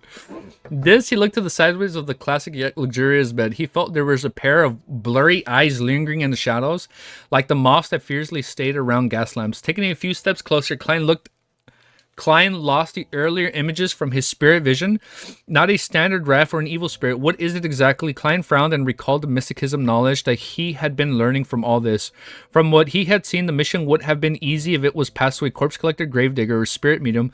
It was obviously not within his domain or expertise, holding back his urge to use divination as an investigative approach. KLEIN looked around and slowly looked away from the other traces to confirm the new guesses on his mind. Inspector shortvideo hesitated and asked, "Did you discover anything? If it were that easy, I believe my colleagues would have waited until now." KLEIN replied, glancing at the philanthropist subconsciously.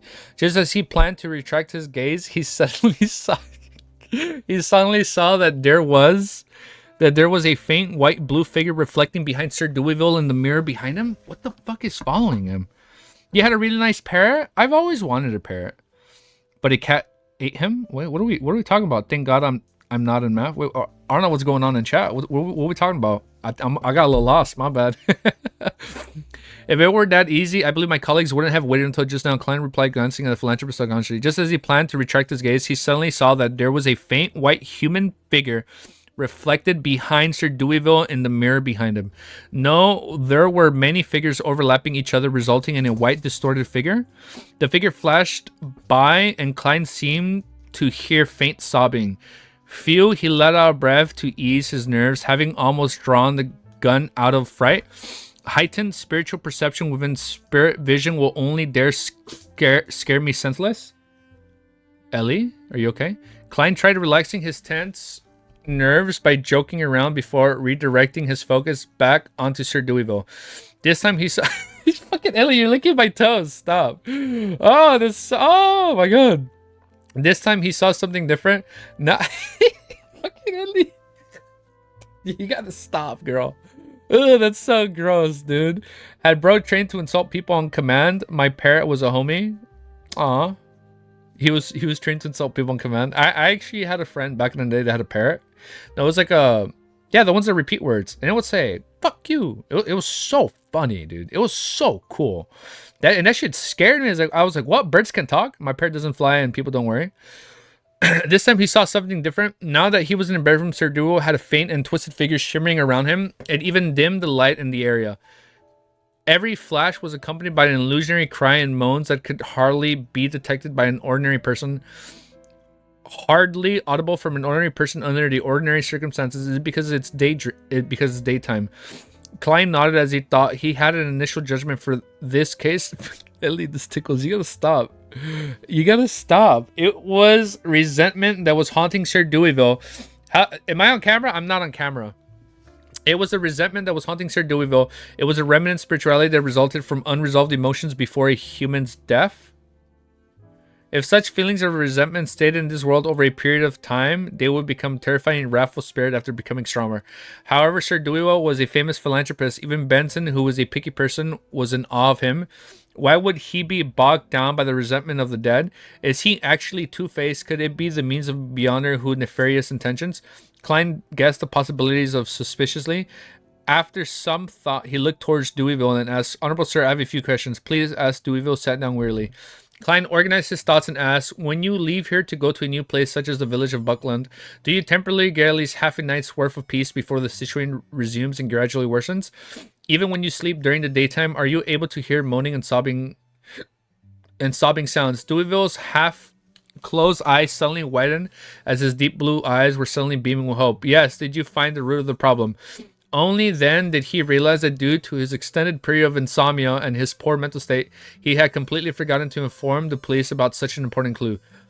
Seeing that Klein's questions had uncovered something useful, Inspector totally relaxed. He knew that the Nighthawks had found a clue. Sergeant Gate was surprised and curious too. He couldn't help but look closely at the psychological expert Klein. Acquainted with the traits in gradual entanglement and the feature of accumulation, having received the feedback, Klein had basically confirmed the cause. Then he had two ways of hoping Sir Deweyville to shake off the burden. One was to set up an altar directly around the man and remove the resentment of the dead entirely using... Who's resenting him? One was to set up an altar directly around the man and remove the resentment of the dead entirely using ritualistic magic. The second option was to use other mysticism measures. Use other mysticism measures to find the roots of the problem and solve it from there. Taking into consideration the rule of preventing commoners from learning of beyond his powers to the best of his abilities, Klein planned on first attempting the second method. Only if it failed would he pray to the goddess. Oh. Ow. Let me lock the chair. Taking into consideration the rule prevent... Oh, wait. Sir, yours is a psychological illness, a mental problem.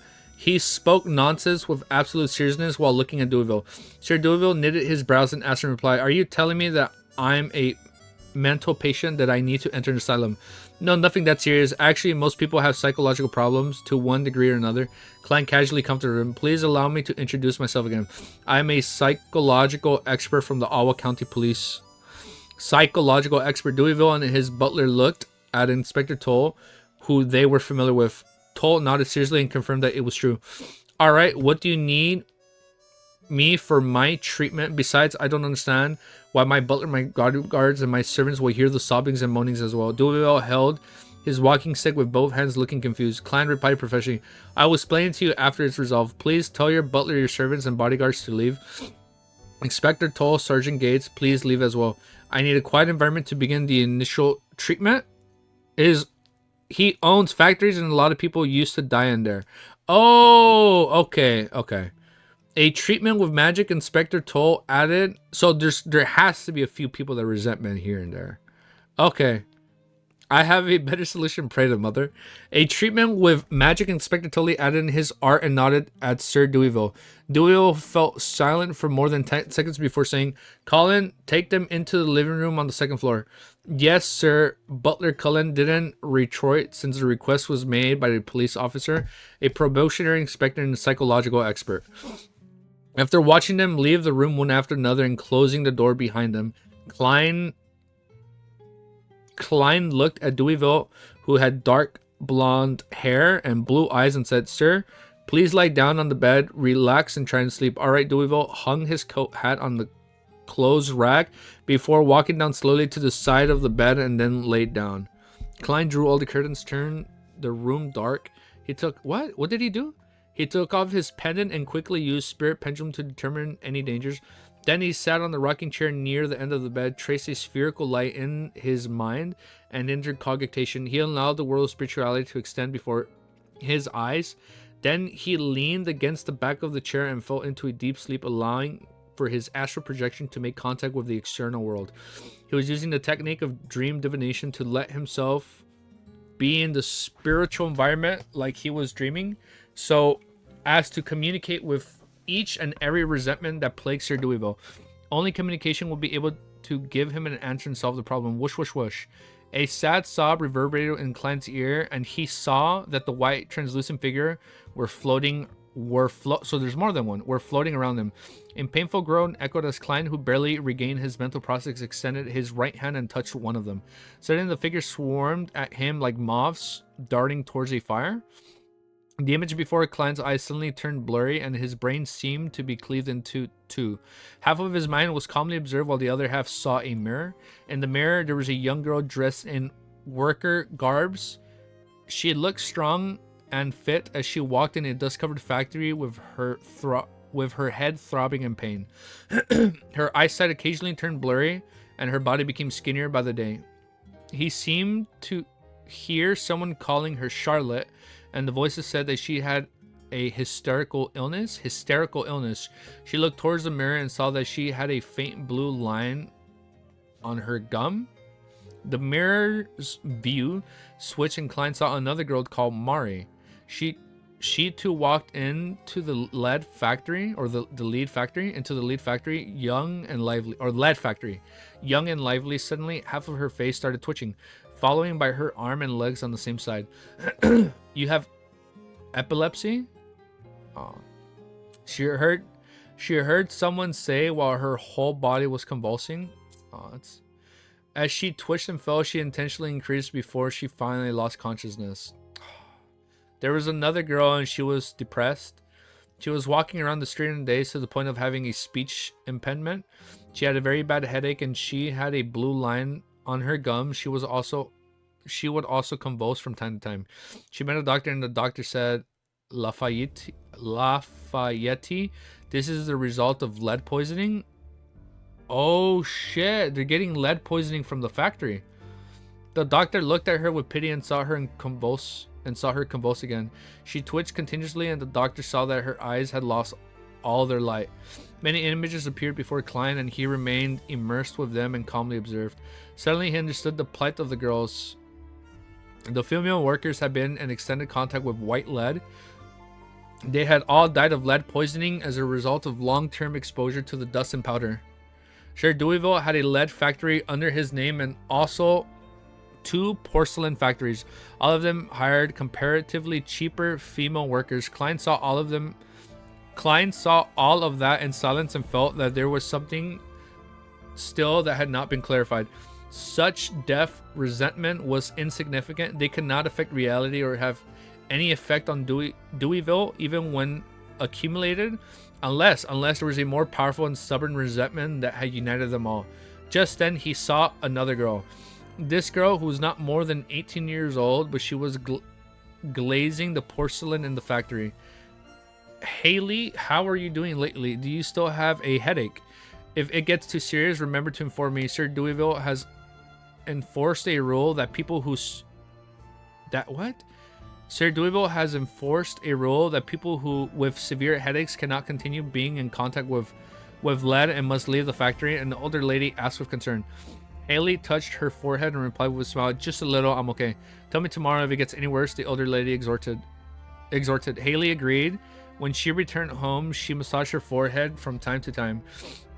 She saw that her parents and brothers had returned, but their faces looked hopeless. Your father and brothers lost their jobs, her mother said as she wiped her tears. Her father and brother hung their heads low and muttered, "We will try to get some work at the harbor, but we don't even have bread money for the day after tomorrow. Maybe we will need to move to Lower Street." Haley's mother looked at her with reddened eyes. When are you getting your pay? It's 10 solely, right? Haley massaged her forehead again. Yes, Saturday. She didn't say anything else and remained as quiet as usual. She returned to the factory the next day and told her superior that her headache recovered and she felt fine. She smiled and walked 5 kilometers back and fro to work daily. She massaged her head more and more frequently.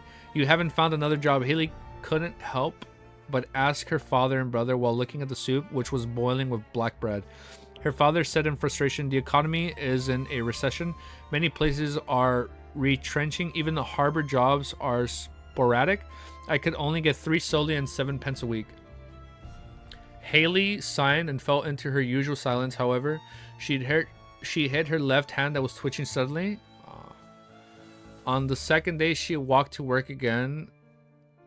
The sun was shining brightly and the street grew busier and busier with pedestrians. Suddenly, she started convulsing all over. She fell to the side of the road, foam spewing out of her mouth. She looked up in the sky and saw her gaze turn into a blur. She saw people walking past and others getting close. She saw a carriage pass by with Deweyville family embled with a white dove and its spread wings as if ready to take off. She tried hard to open her mouth, but she couldn't make a sound. So she didn't say anything, quiet as ever, but the difference this time was that she was dead. Ah, man. What the fuck, dude? I would fucking resent him. I would resent him after this shit too, dude. Oh, man, dude. At least I can fly. Bro, I can airdrop my homemade... What? Ayo, nice. Oh, thank you for deleting those. It was sputters? Because my mom loves a damn cat. I think I remember you talking about this part in Discord, Romero. I'm more of a dog person personally. Great. It's a great chat. No, this is sad. What the fuck, dude? That's not a group chat. It's a sad chapter. Wait, so he owns 2 lead factories and a porcelain factory. And he hires female workers because I guess it's cheaper to hire them in this recession. The reality of factory workers at the same time is really, it's sad, dude. It's like all the coal miners that get lead poisoning. Not, well, I mean, it's the same thing, right? Not in the top 10 of sad moments. Damn poverty is sad. What the fuck? So she literally dies as this rich ass man just passes by with his family, and she just dies right there on the street. Fuck, man, that's sad, dude. Oh, is Ellie? Look, Ellie's taking a nap. I didn't even realize that. Look, she's just taking a nap right there. I love you. You okay? She's just falling asleep. Deweyville is my man. You'll see. What? The depressed man potion AO. You better not make a Discord chat for my lore. This is sad, dude. What the fuck? All right, let's just go straight into the next chapter. Wait, what was that, dude? My girlfriends are too strict for that. Actually, he's a good guy. That said, he forbids anyone with symptoms. Well, oh yeah, if they have symptoms, they have to go home. He forbids anyone with symptoms of lead poisoning to keep working, but she forced herself to work for her. Oh yeah, so she forced herself to work to get paid, right, on Saturday. That's sad, dude. I can't make channels, only can make Discord channel. Oh shit, I'll do that right now. Here, I got you, Romero. Well, here, we'll make it right now. I got you guys. Nah, man, dude. Nah, without getting like too personal, anything that touches on the subject of like sickness, illness, and death, man, that shit gets to me. It's so fucking sad, dude. Like, ah, dude, this shit gets me all teary-eyed just thinking about it, man. All right, man, let's go. Chapter 91. It's called Solutions. Yeah, Solutions. The scenery started to resort. Oh, wait, one sec. Let me do something. Okay, let's just restart it. Can we make a Discord server for chat lore? Oh yeah, I got you guys. All right, let's just start all over. Chapter 91, Solutions. Oh wait, I haven't updated the title. Perfect. Okay, now it's updated right there. The scenery started to distort, turning illusionary, and began to fade away. After KLEIN left his dreamlike state, his vision adapted to the darkness in the room. He knew that with one proud and 10 soli, which was 30 soli a week, Benson did have any easy time supporting the family according to the standards of an average family. He had thought that the majority of workers earn 20 soli a week. He had once heard Melissa remark at the lower streets of the Iron Cross Street had 5, 7, or even 10 families squeezing into the same room. He also learned from Benson that as a result of the situation in the southern continent, the kingdom's economy was in a recession for the past few months. He knew that a maid with board and lodging provided can earn between 3 soli and 6 pence to 6 soli a week. KLEIN extended his hand and pinched his glabella. He was silent for a long time until Sir Deweyville asked, "Officer, aren't you going to say anything?" The psychiatrist I went to would always speak to me and ask questions in situation. However, I must say that I feel at peace. I almost fell asleep. I haven't heard any moans or cries yet. How did you do it? KLEIN leaned back in the rocking chair. Instead of providing an answer, he asked with a gentle tone, "Sir, do you know about lead poisoning? Do you know about the dangers of lead?" Deweyville fell silent for... Oh, so he's saying everybody has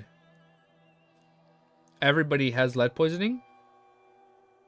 No! Sequence 9 installer, sequence 8 chat lore ignore? What did I ignore?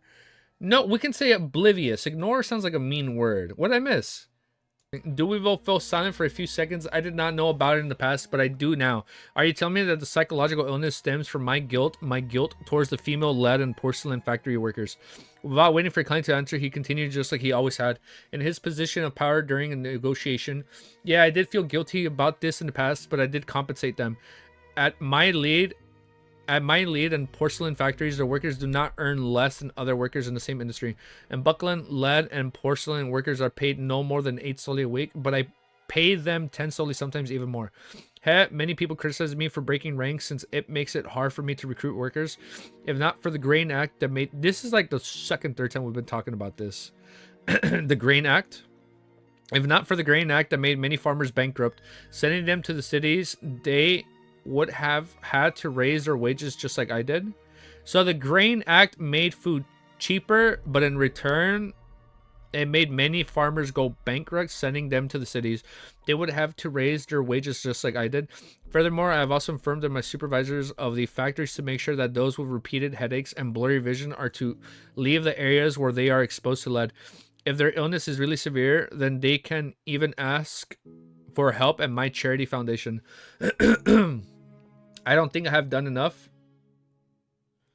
Klein spoke without a ripple of emotion in his voice. Sir, at times you cannot imagine how important a salary is to a poor person. Simply losing work for a week or two can result in an irreversible loss for their family, a loss that would cause tremendous grief. He paused before saying, I am curious, why wouldn't a kind person like you install equipments that can protect against dust and lead poisoning in the factories? Deweyville looked at the ceiling and laughed ruefully. That would make my costs too high for me to bear. I will no longer be able to compete with other lead and porcelain companies. I no longer pay too much attention to my profits in these areas of my business. Shit. In fact, I am even willing to fork out some money. But what's the point in keeping the business if I to keep doing that? What? So what? He doesn't know. Does he not want to like protect them? But what's the point of keeping the business if I have to keep doing that? That can only help a number of workers and not become a standard in the industry or affect change on other factories. That would merely result in me forking out money to support the workers. I heard that other factories even secretly hire slaves to minimize costs. What the fuck? This guy sounds so sus, man.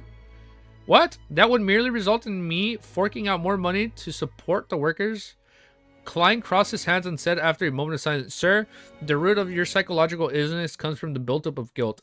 Despite you believing that the guilt has faded and disappeared over time, it wouldn't have any visible effects under normal circumstances, but there was something that triggered you to set off all the problems at once. Something that triggered me? I'm not aware of such things, Deweyville said, puzzled, but with conviction. Klein allowed the chair to rock gently as he explained with a gentle tone. You did fall asleep for a few minutes just now, and you told me something.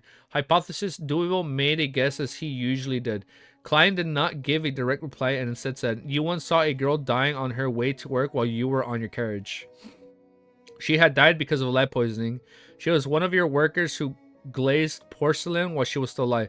Deweyville rubbed his temple, speechless before saying something doubtful. I think that happened once, but I can't remember it clearly.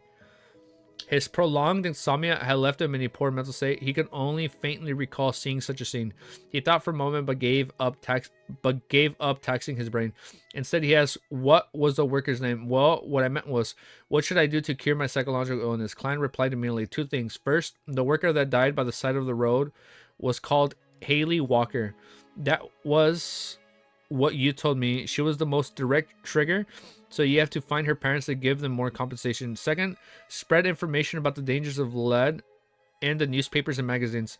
Allow your charity foundation to help more workers who suffer from the damage. If you succeed in becoming a member of parliament, push for enacting laws in the domain. That's nice. Yeah, of course we should do that. Deweyville sat up slowly and laughed in a self-deprecating manner. I will do all of the rest, but to enact a law, I think it's impossible.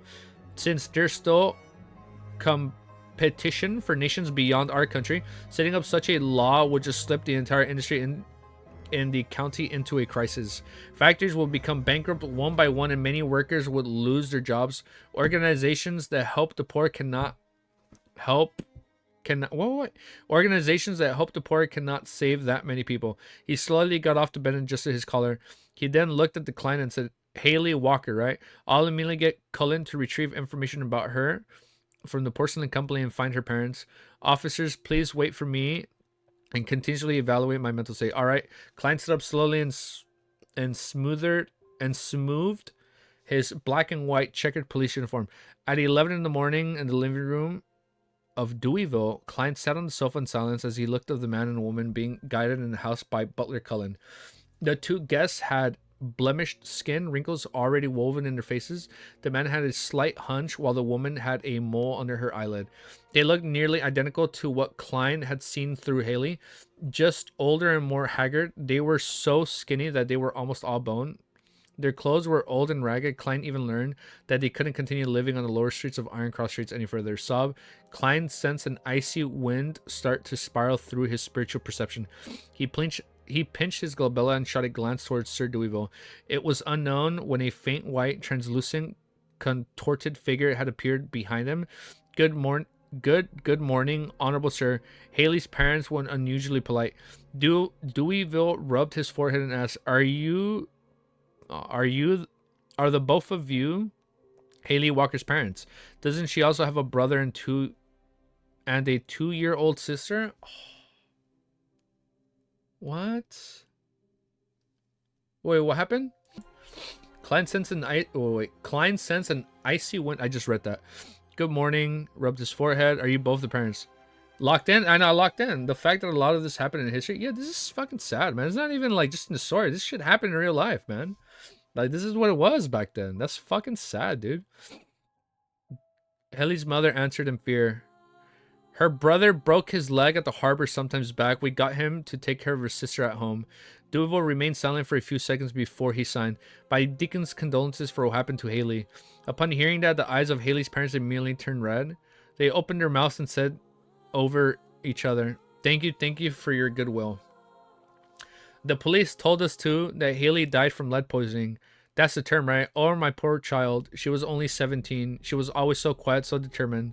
You had sent someone to visit her before and sponsored her burial. She is buried at the Raphael Cemetery. Deweyville glanced at KLEIN and changed his sitting posture. He leaned forward and said with a serious tone, that was actually an oversight of ours. I have to apologize. I have considered that I need to compensate you. To compensate Haley, her weekly salary was 10 solely, was it not? 1 year would be 520 solely, or 26 pounds. Let's assume that she could have worked for another 10 years. Cullen, give Haley's parents 300 pounds? What the? I'm about to cry. This is fucking sad. Give them 300 pounds. 300 pounds? Haley's parents were dumbfounded. They never had more than 1 pound of savings, even at their richest. This is sad. What the fuck, man? It wasn't only them who were dazed. Even the expressions of the bodyguards and maidservants in the room were also all that of shock and envy. Even Sergeant Gate couldn't help but draw in a deep breath. His weekly salary was only 2 pounds, and among his subordinates, only one chevroned considerable earned 1 pound a week. Amidst the silence, Buckland Cullen walked out of the study and held a bulging sack. He opened the sack and revealed stacks of cash, some 1 pound, some 5 pounds, but mostly made up of 1 or 5 pounds. Mostly made up of 1 or 5 solely. You see, like I've been saying from the start, Sir Deweyville, he is a good guy. Yeah. Bro, what's with this glitch? Was it glitchy on your guys' end? I'm sorry. My bad. That's what I said, right? Bulging? Oh. Did I read that wrong? Amidst the silence, Butler Cullen walked out of the study and held a bulging sack. He opened the sack and revealed the sacks of cash. Oh, it's fixed? Okay, so we're good? It was clear that Deweyville had made his subordinates receive change from the bank earlier. It was an expression of Sir Deweyville's goodwill. Cullen handed the sack over to Haley's parents after receiving confirmation from his master. Haley's parents took the sack and rubbed their eyes, looking at it in disbelief. No, this is too generous. We can't accept it, they said as they held the sack tightly. Deweyville said in a deep voice, this is what Haley deserves. You truly are a noble, charitable knight. Haley's parents bowed repeatedly in agitation. They had smiles on their face, smiles that they couldn't repress.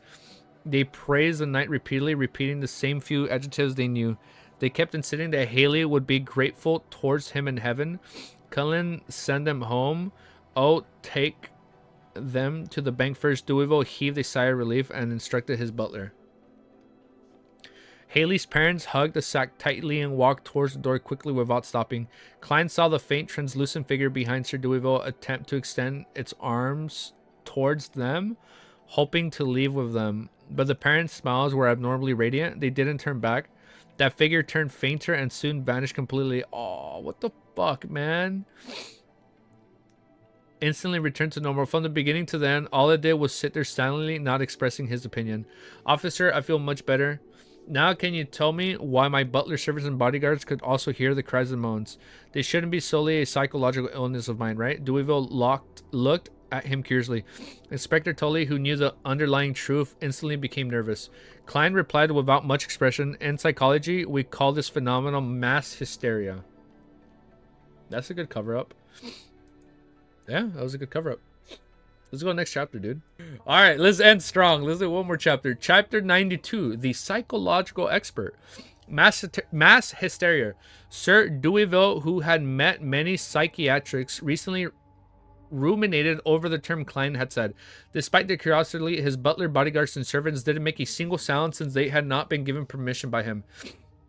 As for Sergeant Gate, he looked towards Klein doubtfully, as he had never heard of that concept.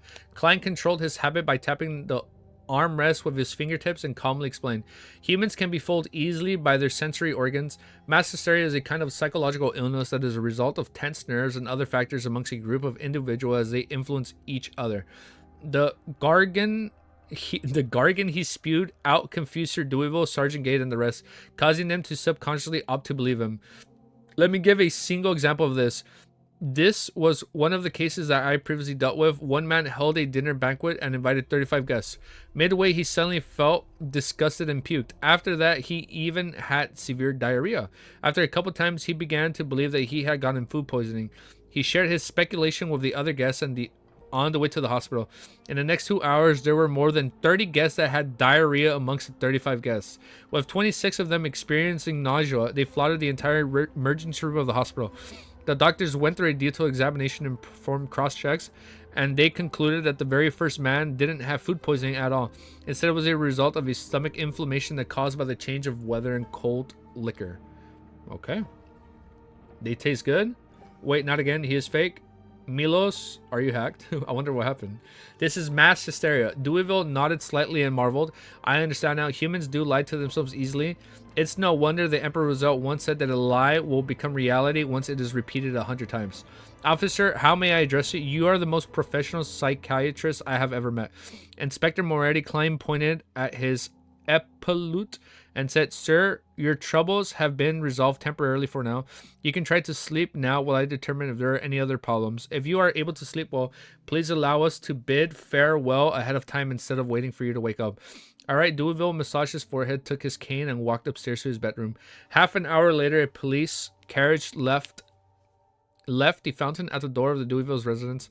When Sergeant Gate got off on the way and returned to his police station, Inspector Tully looked towards Klein. He complimented and just, even I believe that you were a real psychological expert. Before he finished his sentence, he saw that the young man in a black and white checkered uniform looked expressionless. His eyes were deep and serene as he forced a smirk on his face and said, I only had some experience with it in the past. Inspector Tully fell silent until the carriage arrived outside of Zotland Street. Thank you for your assistance, allowing Sir Deweyville to be finally free from his problems and be able to find sleep again. He extended his hands and shook Klein's hand. Thanks, done on my behalf. Klein nodded slightly and said, all right. He went up the stairs and returned to the Blackthorn Security Company. He knocked and entered the captain's office. Dunn was waiting for his lunch. Klein, such a tongue twister. Dunn and the word done. Klein massaged his foreheads and kept his reply short and simple. The root of the problem stemmed from the lead of porcelain factory under Sir Deweyville. From the moment they were established to this day, too many deaths had been caused by lead poisoning, and every accident left Sir Deweyville with some resentful spirituality. Generally speaking, that wouldn't bring too big of a problem. This might cause nightmares at most. Dunn has experienced similar cases with his plethora of expertise. Klein nodded slightly and said, yes, that's usually the case, but unfortunately Sir Deweyville encountered a female worker who died of lead poisoning on the streets. She collapsed by the side of the street and happened to catch a glimpse of Sir Deweyville's family emblem. She also harbored intense indignation, worry, and desires. It was only when Sir Deweyville gave her parents, brother, and sisters compensation of 300 pounds that her emotions dissipate. This is a societal problem. It is rare for the age of steam and machinery. Dunn took out his smoking pipe, smoked tobacco, and sighed, work workers that make linen work in damp environments and are generally diagnosed with bronchitis and joint related elements. As for factors with seriousness, powder and dust issues, even if dust isn't poisonous, it can still accumulate into lung problems. So we don't have to talk about this. As the kingdom develops, I believe these problems will be resolved. KLEIN, let's find a restaurant tonight to celebrate you becoming an official member, right?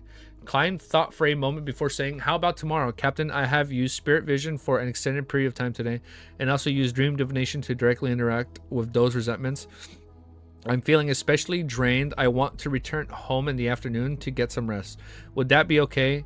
Oh, then I'll head over to Divination Club at about 4 or 5 in the afternoon to see how... Wait, what? To see how the club members are reacting to the news of Hanas Vincent Sutton's death. No problem, that's only necessary. Done, chuckle. Tomorrow night it is. Let's do it at Old Will's restaurant next door. I'll get Roseanne to make a reservation. KLEIN took off his police peak cap and stood up to salute him. Thank you, Captain. See you tomorrow. Dunn lifted his hand and said, hold on, did you mention that Sir Deweyville gave the female workers' parents a compensation of 300 pounds? Fuck yeah, man, that's a shitload of money. Yes, KLEIN nodded and immediately understood the reason why the captain had mentioned it. You are worried that they will get into trouble because of their wealth? Dung sighed. I've seen many similar situations in the past. Pass me their address. I'll ask keenly to arrange for them to leave Tingen for another city to start a new life. All right, KLEIN replied in a deep voice. With all of that done, he left Dunn's office and entered the break room diagonally opposite. He changed into his original suit and left the police uniform in his locker. KLEIN took the public carriage back to the Foldy Street in silence. He took off his coat and top hat. He then heated up the leftovers from last night and ate them with the last piece of wheat bread to fill his stomach. Then he went to the room floor, hung his clothes, and slumped into bed. When he woke up, the pocket watch showed that it was already 2:10 in the afternoon. The sun was hanging up in the sky and the sunlight shone through the clouds. Underneath the golden splendor, KLEIN stood next to his desk and looked out of the ordeal window. He watched the pedestrians in old ragged clothes as they entered or left Ironclaw Street. Phew. He let out a breath slowly, finally overcoming his low spirits. Every journey has to be taken one step at a time. Likewise, his sequence needed to be advanced one level at a time. Everything worked like that. He shook his head and sat down. He started concluding that the reorganizing his encounters over the last week so as to reinforce the important points in his mind to prevent himself from forgetting them 5 minutes before 3 in the afternoon. About above a blurry, boundless, grayish white sullen gray fog stood a lofty palace. Are we going back? An ancient modeled bronze table sat there quietly. On the seat of honor at the... Oh, it's the meeting! On the seat of honor at the long table sat a man already engulfed by the thick gray fog. KLEIN leaned against the back of his chair and contemplated. He suddenly extended his hand and tapped on the crimson stars that represented Justice and Hangman. Buckland, Empressboro. Audrey lifted her dress as she quickly walked towards her bedroom. Suddenly she felt something and looked sideways at the shadow sitting on the balcony. As expected, she saw her golden retriever just spectating her. Sussy, who was sitting in there in silence, observing her as always. Audrey sighed and drew a crimson moon on her chest. She then got closer and looked down at her golden retriever for a commanding position. Meetings are the best part. So far, yeah, meetings have been my best part, dude. They kind of have been my favorite parts. And the fight at the harbor, which was fucking sick. And the whole part with Elizabeth and... at the party, because it just reminded me of a Supernatural episode, dude. Yeah, Sissy is spectating, dude. Sussy, that's not right. This is peeping. A spectator has to observe in an open manner. The golden retriever lifted its head to look at its owner and shook its tail. After nagging her dog, Audrey didn't delay any further and continued walking towards her bedroom again. In a few seconds of opening and closing doors, she suddenly had a weird idea. I wonder if Mr. Full would allow Sussy to enter that mysterious space. Then there would be 4 members in the Terror... No fucking way Sussy's gonna join. And all of them would be Beyonders. No way Sussy can't talk. She can't talk yet, bro. She's gonna talk when she advances. Yeah, no way Sussy can't talk. If they were to let her express her opinion and share her thoughts, what would she do? Woof, woof, woof. How, ill. Why am I mimicking a dog's bark here? Just imagining such a scene feels really strange. A mysterious and solemn gathering with the sudden barking of a dog. Mr. Full would definitely kick us out of the Tarot gathering directly. Audrey locked the door and sat by the side of her bed. She took out a piece of old yellowish brown paper from underneath her pillow. She read it repeatedly and entered her spectator state. In a particular area of the Sonia Sea, an old sailboat which was in pursuit of Leinster had already left for Rorstead Archipelago. Seafarer Oliver Wilson. Oh, seafarer, not sailor. Oh wait, no, seafarer is like an advanced one. I'm gonna suppress spoilers or inappropriate behavior. Making people think you're lying even though you're not is also kind of the deception. Seafarer Oliver Wilson was. Why are we playing action music? Let's finish strong with some Liza P music. In a particular, seafarer Oliver Wilson was worried that the wall clock's machinery would malfunction, so he entered the captain's cabin about half an hour earlier in case he had misjudged the time, which would cause his subordinates to see him getting pulled into a tarot gathering. In front of him was a glass of nearly transparent liquor. The rich aroma swirled strand after strand into his nostrils. Oliver trembled once again when he thought of an impending gathering, the boundless fog that presented itself in front of him in the hotel's corridors, and the mysterious fool who sat in the middle of the grey fog. He lifted his glass and took a gulp, using a burning sensation in his throat to ease the emotions that had stirred within him. Very soon he restored his calm. He was as calm and stoic as always was. I don't know if he was always stoic and calm. He's always gushing about KLEIN. Okay, we did it. We finished a chapter. We finished chapter 92. Yo, chapter 3 sounds hype. It's called New Diary Pages. You know, we're going to learn more. All right, I like it. That was fun. It was exciting. I once again did not update my damn text. So that would have been chapter 92. Yeah, this video is super scuffed. We ended stream, but stream is still going. We stopped recording like twice. This was a scuff. This was a scuffed live stream. Maybe because I'm not used to streaming so early. But you know, I think this is good. Trial and error, man. It's all trial and error. Guess crazy. We've been on average like 20 to 25 people concurrently this entire time. Like 25 people.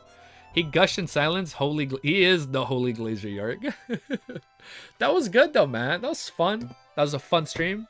I hope everybody's having a good day or a good night, because I know for some people it's pretty late and they weren't able to make it. But it was cool. I like it. That was fun. It was exciting. We shall be back, hopefully, really, really soon for more Lord of Mysteries. Wait, quick gauge. If I stream like once or twice a week playing video games, would you guys watch that? Have a look at Discord Romero, Lore Thread, and Webnovel channel. Okay, bet. Sequin 8 Sailor, Keeper of the Seas. Sequin 8 is Folk of Rage, and he was Sequin 7, right? Seafarer. Chat lore was crazy today. I fucking missed all this chat lore. On the bright side, I was locked in. So we read... How much did we read today? What the fuck?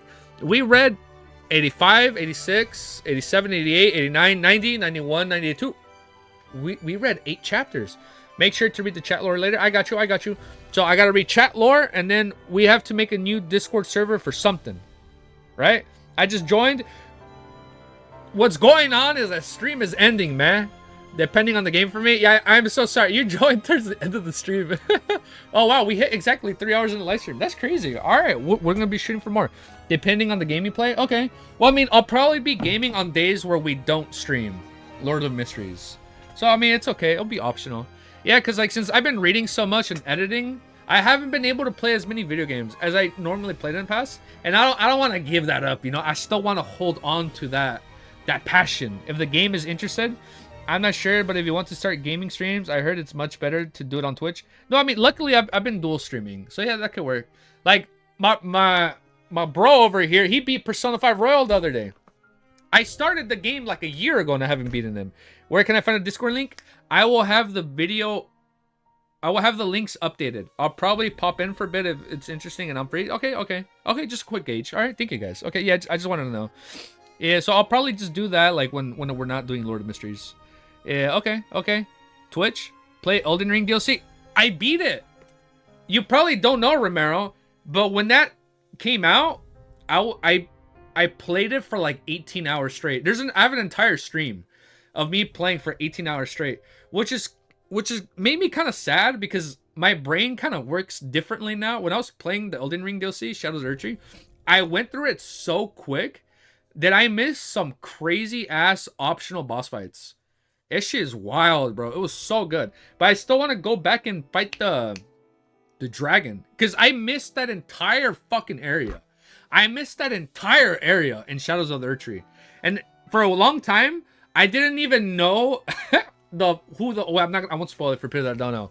When I got to the final boss fight and the DLC, I didn't even know it was the final boss fight until like my second day playing it.